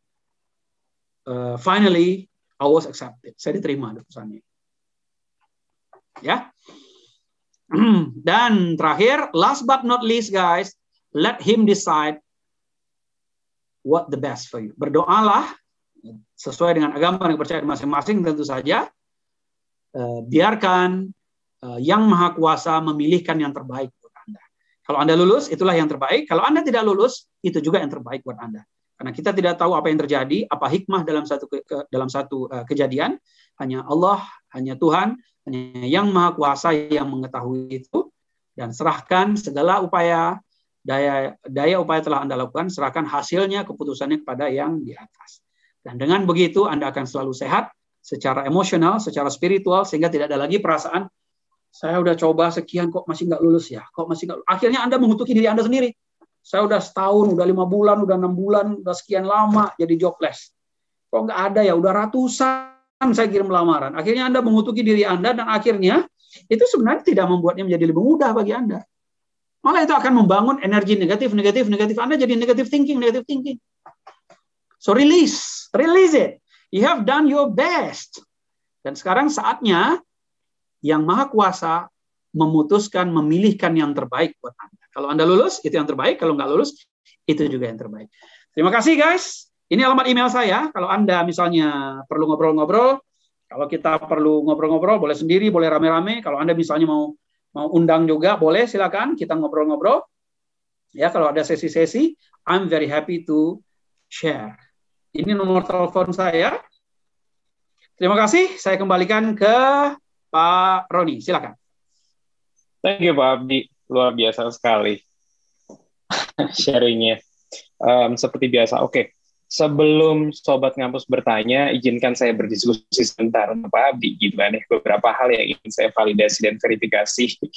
By the way, tadi sudah di-capture kan tadi emailnya Pak Abdi, gitu kan. Siapa tahu nanti ingin approach anaknya Pak Abdi. Tetapi nanti ada webinar lagi dari Pak Abdi, gitu ya. Bagaimana cara mengirim email ke calon mertua. Boleh, itu menarik. Di situ ada wawancara gitu, terus ditanyain. Apalagi model HR kayak Pak Abdi, wah habis loh. Kalau saya jawab. Oke Pak, by the way, ada sebuah case gitu ya. Saya kebetulan dari tahun 2015 sampai dengan sekarang senang gitu ya, mendapat kesempatan untuk mewawancarai calon pekerja gitu. Kadang-kala ketemu ada orang yang overconfidence. Tadi Pak bilang you have to confidence gitu. Tetapi somehow overconfidence gitu ya, memperlihatkan bahwasanya kita itu terlalu sombong gitu. Cenderung kelihatan sombong, Pak. Gitu kan ya. Jadi menurunkan nilai gitu ya. Wah, songong seperti Bapak tadi bilang, songong nih gitu kan. Jadi istilahnya si interviewernya akan ngerasa, udahlah skip aja lah kayak gini gitu. Nah, menurut Bapak gimana caranya kalau kita overconfidence nahan gitu supaya ya, ya ini bisa nih gitu kan, kalau tadi Bapak bilang gitu. Iya. Itu faktanya memang begitu Pak Roni. Dan valid apa yang tadi Pak Roni sampaikan. Kadang-kadang pada waktu kita menunjukkan confidence level kita yang baik, itu pesannya yang tersampaikan adalah kita overconfident dan malah menjadi anggota songong fans club kita jadinya. Dan that's really not good. Nah, apa yang bisa kita lakukan? Saya akan menganjurkan para sobat ngampus untuk latihan dengan itu. Mari kita kemas, mari kita atur dan kita biasakan dan kita pelajari artikulasinya agar mengatakan kelebihan itu tidak menunjukkan kesombongan. Kalau saya ditanya, what is your strength? Saya hampir tidak pernah mengatakan bahwa I'm bla bla bla. Saya hampir tidak pernah mengatakan itu. Kenapa? Karena itu akan menunjukkan subjektivitas yang tinggi. Saya menilai diri saya sendiri dan kadang-kadang pada waktu saya menilai diri sendiri, orang akan melihat, interviewer akan melihat ini songong nih orang. Nah, apa yang saya lakukan biasanya? Saya masuk dari jalur samping. Saya ingin mengatakan bahwa saya orangnya tegas. Saya akan mengatakan bahwa saya orangnya tegas dan saya strict to the rule misalnya. Saya tidak akan mengatakan seperti ini. I'm strict to the rule and I want to have everything on the track. Saya nggak akan mengatakan begitu. Saya akan masuk ke jalur samping, Pak Roni. A few friends sometimes misunderstand what I do. I want to follow the procedure, and sometimes they say that I'm not really flexible. Itu yang message-nya sama sih sebenarnya, tapi masuknya dari jalur samping. Beberapa teman mengatakan begini. Itu akan jadi lebih elegan pada waktu kita menyampaikan sesuatu yang akan nanti terkesan overconfident. Dan perlu latihan memang, nggak mudah untuk bisa menyampaikan segala sesuatu yang overconfident tadi, memberikan kesan overconfident tadi dengan bahasa-bahasa yang smooth dan bisa ditangkap. Pesannya sama, tapi tidak memberikan kesan bahwa kita sombong. Memang nggak mudah, perlu latihan-latihan. Gitu Pak Roni. Nice Pak. So by the way, sobat ngampus, kalau diperhatikan gitu kan ya, apa yang Pak Apri share dari pembuatan CV sampai dengan wawancara, itu major ilmunya gitu ya, skill set itu lebih di komunikasi. Benar ya Pak Apri ya? Betul. Saya setuju. Betul. Dan ada beberapa mahasiswa lulusan yang secara tidak langsung, jujur aja ya, orang-orang eksakta secara komunikasi itu nggak bagus Pak. Benar nggak sih Pak? Nah, kadang-kala kan ini ya, kita nggak bisa mengeneralisir gitu kan ya, bahwasanya wah ini background dia orang IT gitu kan ya, orang eksakta gitu, pasti komunikasinya hancur-hancuran nih. Maksudnya kurang begitu baik lah dibandingkan dengan orang-orang yang di sosial gitu, bahwasanya dia emang jago ngomong gitu kan. Pernah ketemu hal yang kayak gitu nggak Pak? Sering banget Pak Roni. Sering banget. Biasanya mau gitu, anak-anak teknik lah gitu ya, teknik kimia, teknik mesin, teknik apa. Kemudian orang-orang jaringan ya, yang sehari-hari ngerapin komputer gitu. Itu biasanya ya gitulah. Itu default penciptaan kita. Ya, ketertarikan kita terhadap satu area, satu bidang, itu akan cenderung untuk memframe kebiasaan komunikasi kita sesuai dengan ketertarikan kita tersebut. Nah, saya untuk mengantisipasi itu, mengadres itu, saya akan sarankan dua hal, Pak Roni. Oke, Pak. Yang pertama, sering-seringlah latihan. Setiap ada job interview, sebelum Anda masuk ke ruang interview beneran, ajak teman Anda yang Anda identifikasi pintar ngomong. Nah, suruh duduk dia. Duduk, gua sandra dua jam ini ya, sebagai kompensasinya, agar lu nggak kemana-mana, nih rebus. Nih goreng, nih kopi gitu. Agar dia tenang duduk gitu kan. Dengarkan gue, ini list pertanyaannya, lu tanya gue. Dan lu nilai ya, gue pantas nggak nih? Hajar ya, sekejam-kejamnya lu. Nah, sering-sering latihan. Dengan begitu, artikulasinya makin lama akan makin baik, makin lama akan makin bagus. Ya, itu saran saya pertama. Saran saya yang kedua adalah masuklah ke dunia where you want to be. Kalau Anda ingin jadi seorang profesional, masuklah ke dunia profesional, even though Anda belum ada di situ. Apa yang bisa kita gunakan? Komunitas. Apalagi yang bisa kita gunakan? Social media. Di LinkedIn. Masuk ke LinkedIn. Cari kelompok-kelompok orang yang Anda jadikan target. Anda mau masuk ke dunia itu. Nah, perhatikan pola komunikasi. Lihat apa yang tidak disukai di diskusi itu, apa yang disukai di diskusi itu, apa kata-kata yang sering mendominasi, apa kata-kata yang tidak digunakan oleh orang. Even penggunaan term of address saja, cara panggil saja beda. Di industri tertentu itu lazim, di industri yang lain itu nggak lazim. Di departemen tertentu itu lazim, di departemen yang lain itu nggak lazim. Di perusahaan saya itu ada divisi sales. Kalau sales itu sebagian tempat kerja, sebagian terminal di situ. Karena orang panggil nama, kemudian lu gue itu biasa.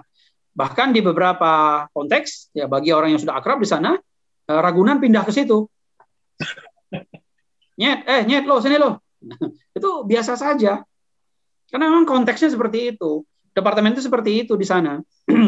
Sementara di unit lain, kalau Anda ke manufaktur, ke perusahaan, ke tempat saya ya, ke manufaktur, ke pabrik, itu sangat hierarkis di situ.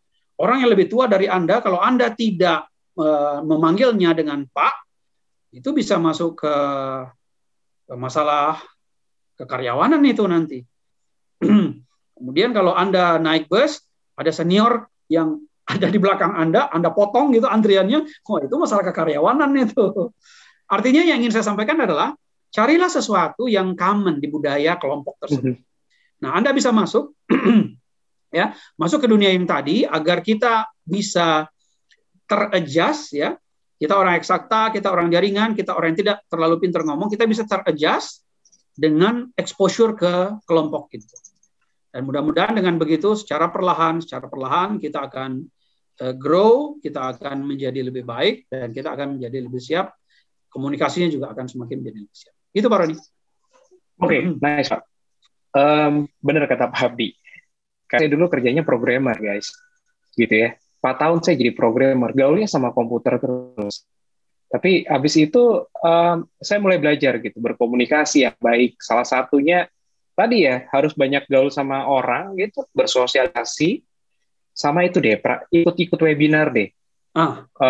Coba perhatiin kayak Pak Abdi cara berbicara gitu, cara dia mengungkapkan pendapat. Pak Abdi gitu, bagaimana cara men-state sesuatu itu bakal jadi ini deh. Kita akan apa istilahnya, mengidol seseorang. Oh ya, nanti pasti akan ini deh, akan terbentuk ya Abdi ya, gitu kan. Salah satunya yang niat dari situ belajar. Karena saya belajar juga dari Pak Abdi berkomunikasi yang baik. Oke.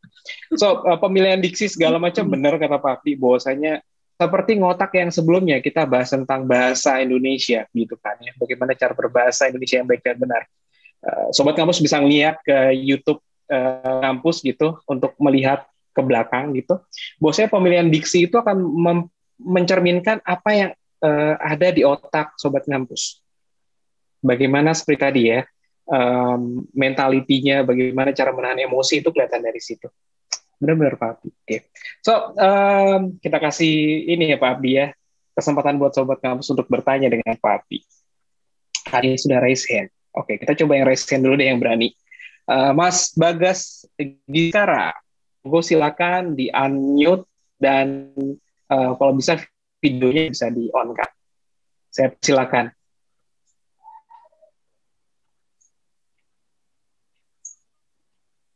Oke, kita kasih waktu, kita tunggu Mas Bagas.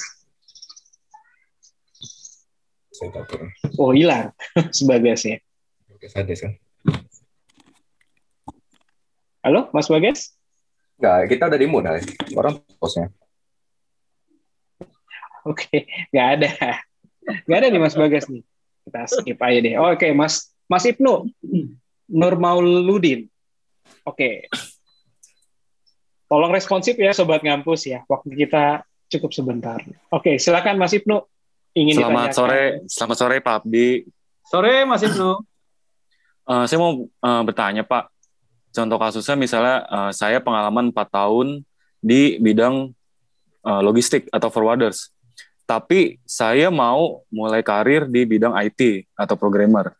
Gimana cara saya meyakinkan rekruter untuk menerima saya pada posisi programmer yang ditawarkan?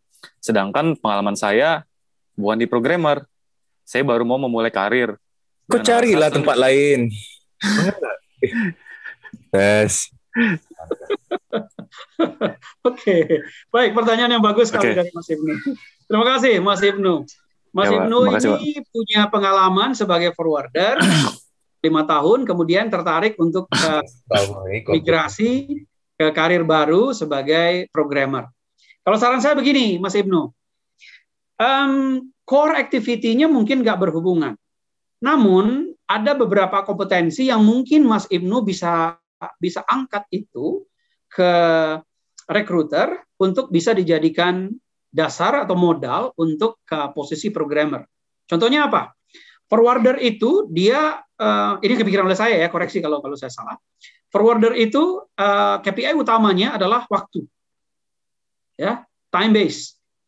Karena kalau terlambat maka bisnis bisa rusak, bisa hancur kalau Anda tidak bisa menjaga ketepatan waktu sebagai seorang forwarder.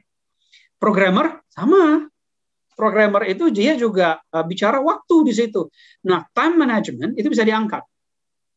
Nah, satu, masuk dalam list. Apalagi yang bisa diangkat? Sebagai seorang forwarder, apa yang diperlukan di situ? Ketelitian, ketepatan. Ya, ketelitian dan ketepatan. Presisi. Jangan sampai salah alamat, dikirim ke A, nyampainya ke B. Jangan sampai seperti itu. Nah, Anda bisa jual itu, Mas Ibnu. Programmer, apalagi kalau programmer. Programmer, Mas, setiap bahasa coding yang dia program, itu kalau salah, jangankan salah perintah, salah urutan saja, salah kode aja, itu nggak ketemu. Itu nggak jalan programnya. Apa yang bisa Anda jual? Sudah 2 kan? Tadi time management, yang kedua presisi. Being precision. Apalagi yang bisa dijual? Persisten. Kegigihan. Seorang programmer, seorang forwarder kalau nggak gigih, ya nggak sampai itu barang. Sama, seorang programmer juga kalau nggak gigih Anda, bahkan programmer yang mendarah daging itu ya, tanya Pak Roni nanti, itu bisa nggak tidur itu mereka.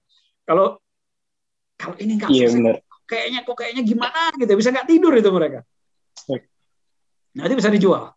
So temukan hal-hal yang mungkin ya dibutuhkan. Ingat yang slide yang tadi, di setiap pikiran seorang recruiter ada 4 hal yang dia cari. Dan temukan apa yang bisa dijual untuk menjawab 4 hal itu. Mudah-mudahan menjawab, Mas Ibnu. Terima kasih, pertanyaannya bagus. Menjawab, Pak. Terima kasih, Pak Abdi. Sama-sama. Keren pertanyaannya, Mas Ibnu. Oke, ini cerita lagi ya. Sampai sini Mbak Clarissa siap-siap. Jadi ceritanya saya pernah wawancara calon dosen. Terus saya lupa pertanyaan saya apa gitu, tapi saya ingat jawaban beliau. Jawabannya adalah, saya temannya Pak Rektor. Seketika itu saya langsung malas. Karena jawabannya, saya temannya Pak Rektor. Oke. Itu nggak banget sih, serius itu nggak banget jawabannya. Oke, jangan pernah kayak gitu. Saya temannya Pak Direktur. Untung nggak ditanya balik sama Pak Roni. Saya temannya Pak Rektor. So what gitu. Kami itu cuma lihat-lihatan, Pak, gitu. Karena posisinya kita memvalidasi ulang ya, gitu calon dosen. Jadi calon dosen itu mau kita rekrut permanen gitu. Terus jawabannya begitu. Oke. Oke, Mbak Clarissa. Ya, Mbak ya kalau nggak salah ya. Silakan Mbak Clarissa. Di unmute. Sore. Oke. Sore, Mbak Clarissa. Saya mau nanya ke Pak Abdi. How to impress a hiring manager during an interview? Kayak kita harus overdress atau dengan body language kita harus gimana? Terima kasih. Oke, good.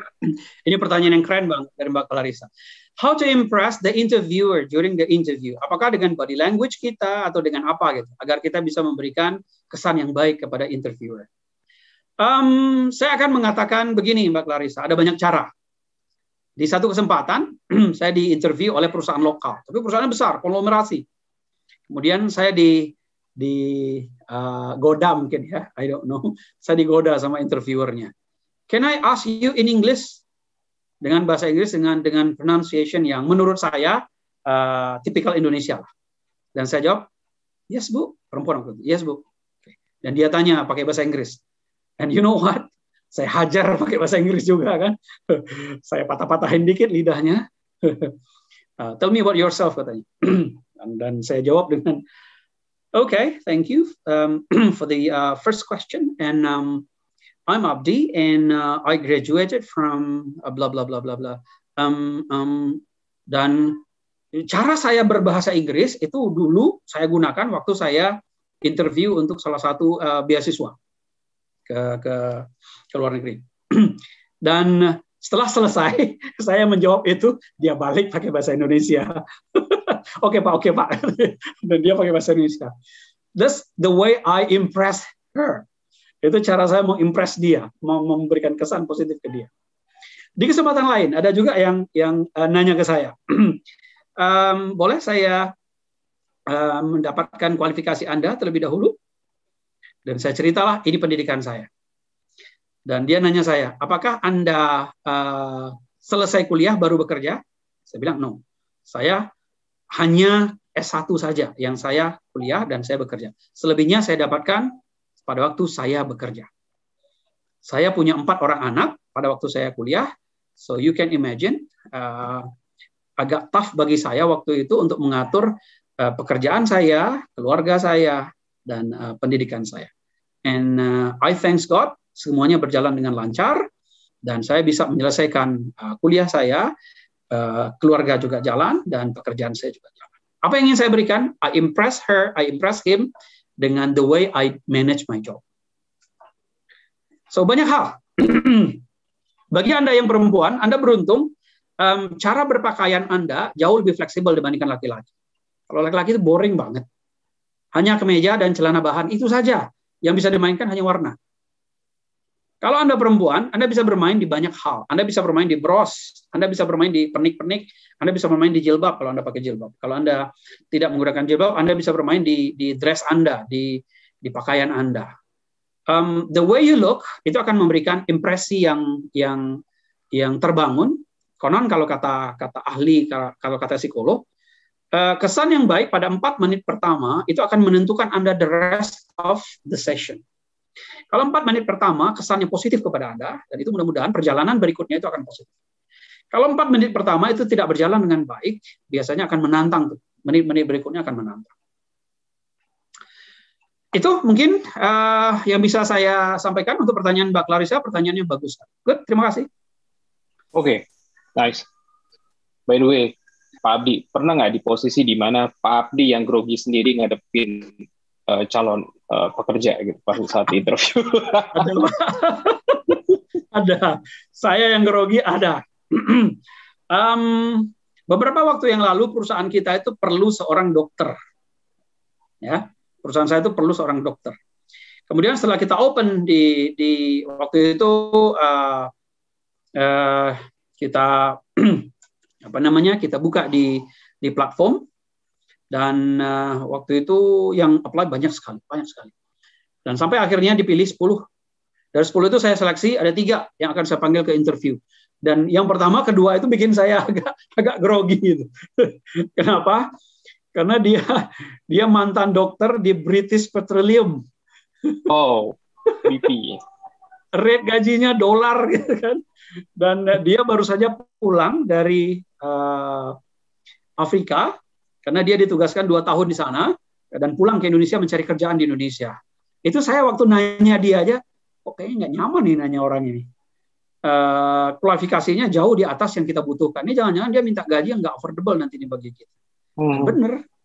Bener. Akhirnya dia nggak mau. Oke. Itu pengalaman beberapa waktu yang lalu.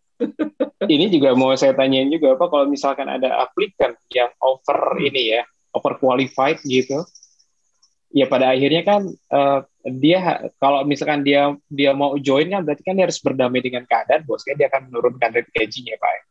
Gitu. Kayak salah satu contohnya tadi yang dokter bekas dari Afrika gitu di BP, dia nggak mau nurunin standarnya. Tapi ada nggak sih Pak yang tiba-tiba ya udahlah gitu ya, oke aja gitu? Ada juga Pak Roni. Karena begini. Memutuskan untuk bekerja di satu perusahaan, salary is something. But salary is not everything. Salary is not everything. Saya belum menemukan satupun studi yang mengatakan bahwa gaji itu adalah faktor utama orang bekerja di sebuah perusahaan. Itu makanya orang-orang HR menyebut gaji itu adalah hygiene factor. Faktor yang harus bersih. Jadi pada saat itu bersih, dia taruh di bawah meja, nggak di atas meja taruh. Agar itu dilupakan. Dia taruhnya di bawah meja. Yang ada di atas meja inilah kerjaan. Nah, ada nggak orang yang mau menurunkan standarnya? Ada.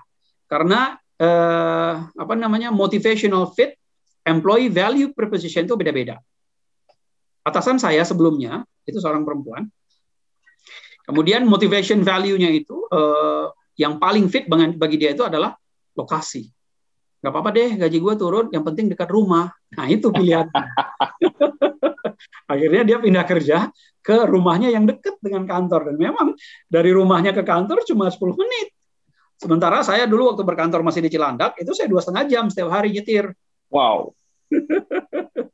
Iya itu Pak, intangible value kalau saya Pak. Betul. Rumah dekat kantor tuh intangible value. Betul. Makanya nggak bisa dikonversikan dengan gaji. Ada orang juga yang rela nurunin gajinya, Pak Roni.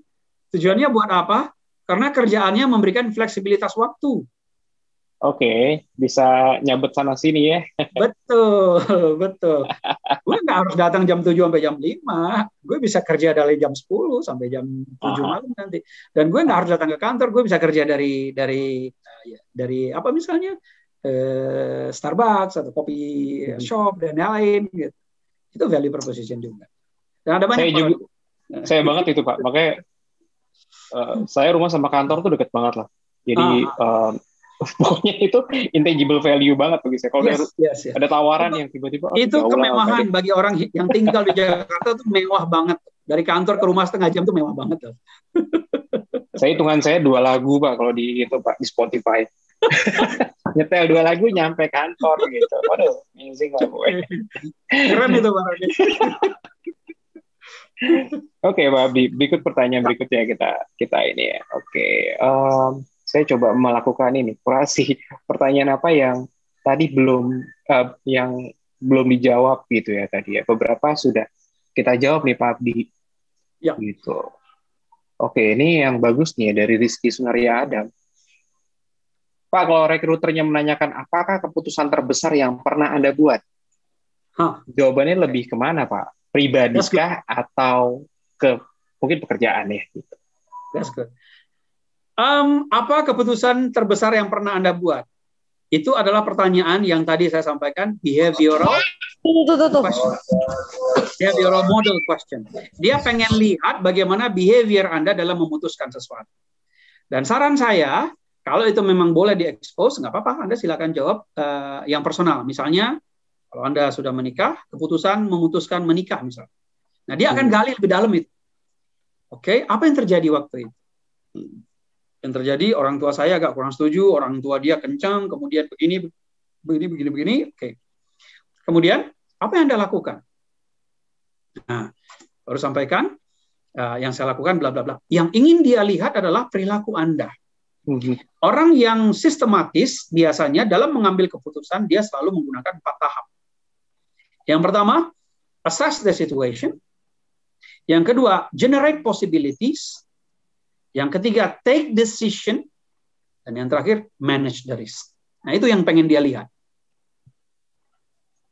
Dan kalau Anda bisa menjelaskan itu secara sistematis, you win the game. You win the game. Oke. Berarti memang harus sistematis jawabnya. Makanya itu tadi kan ya. Sering-seringlah berkomunikasi dengan orang gitu kan. Sering-seringlah ikut webinar. Karena dari webinar, Sobat Ngampus akan ketemu orang-orang yang hebat, orang yang ngomong di depan gini, ini bukan sembarangan ya, bukan orang yang nggak bisa ngomong gitu kan.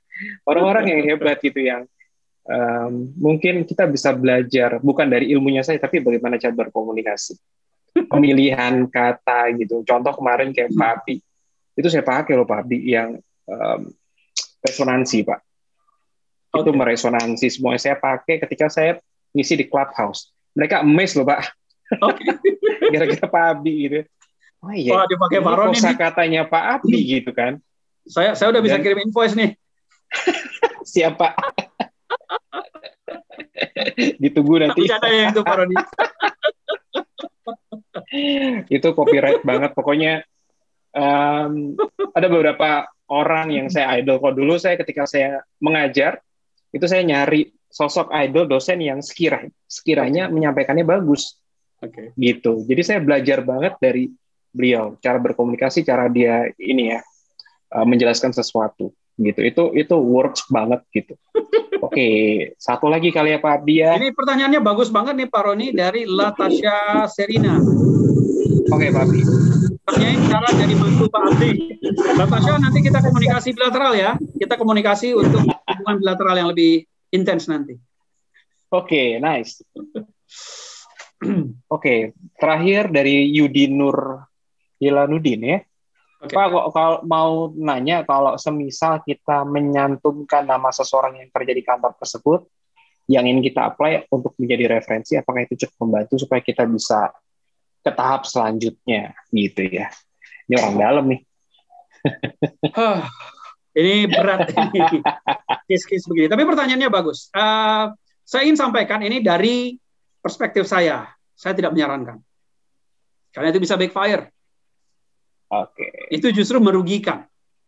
Kalau Anda akan mengatakan itu, menyampaikan itu, sampaikanlah secara eksplisit, secara implisit pada waktu interview. Secara implisit saja. Saya tahu perusahaan ini bla bla bla bla bla. Nanti tahunya dari mana? Nah, baru Anda bisa sampaikan. Saya punya teman namanya ini, dia kerja di perusahaan ini dan dia di bagian itu. Nah, boleh Anda sampaikan. Tapi kalau akan disampaikan secara eksplisit di CV atau dibunyikan pada waktu interview, saya tidak sarankan itu, karena itu justru akan merugikan. Gitu, Pak Roni. Oke, kalau gitu kita sudah ya Pak Abdi ya, terima kasih banget. So, sebelum kita tutup, ada beberapa pengumuman pastinya Sobat Ngampus. Yang pertama adalah, ngotak berikutnya kita bicara ngomong UI UX. Jadi UI UX itu sebenarnya bukan melulu orang komputer yang bisa mempelajari gitu ya, siapapun dari major apapun, kalau hobinya tentang sisi art gitu ya, ini kayaknya tampilannya nggak oke deh, ini kayaknya warnanya nggak oke deh, fontnya nggak oke deh, gitu misalkan. Udah mulai begitu, berarti sisi concern terhadap UI UX terhadap sebuah produk itu udah bagus tuh, gitu. Nah besok saya akan berikan gitu ya, kita akan tampilkan si namanya Jeremy ya. Pak Jeremy itu teman saya gitu ya. Beliau sekarang bekerja di Bluebird gitu sebagai UI UX di Bluebird. Konon katanya beliau menyampaikan ilmu yang beliau berikan nanti nggak akan ada di Google gitu. Kalau teman-teman Google itu nggak ketemu katanya. Ini orangnya anti mainstream banget pokoknya. Oke. Seru nih kayaknya Pak Roni. Exactly Pak. Terus jangan lupa ya di subscribe gitu, nanti YouTube-nya Ngampus beberapa video-video, terutama video Pak Abdi yang kemarin CV dari mulai awal sampai Pak Abdi udah 3 kali loh gitu, udah hat-trick dengan hari ini gitu. Udah hat-trick ya? Udah hat-trick Pak Abdi, one and the only, yang paling lumayan gitu frekuensinya. Terima kasih Sobat Ngampus atas atensinya, terima kasih atas pertanyaannya, terima kasih admin Ngampus yang seru gitu, dan Pak Abdi juga, kayaknya seru banget gitu ya. Semoga ilmunya bisa mencerahkan buat Sobat Ngampus untuk nanti mencari pekerjaan atau ingin mengupgrade nanti pekerjaan, gitu ya. Nanti akan menjadi menjadi ini nih pahala buat Pak Abdi nanti. Amin. Kebaikan buat Pak Abdi.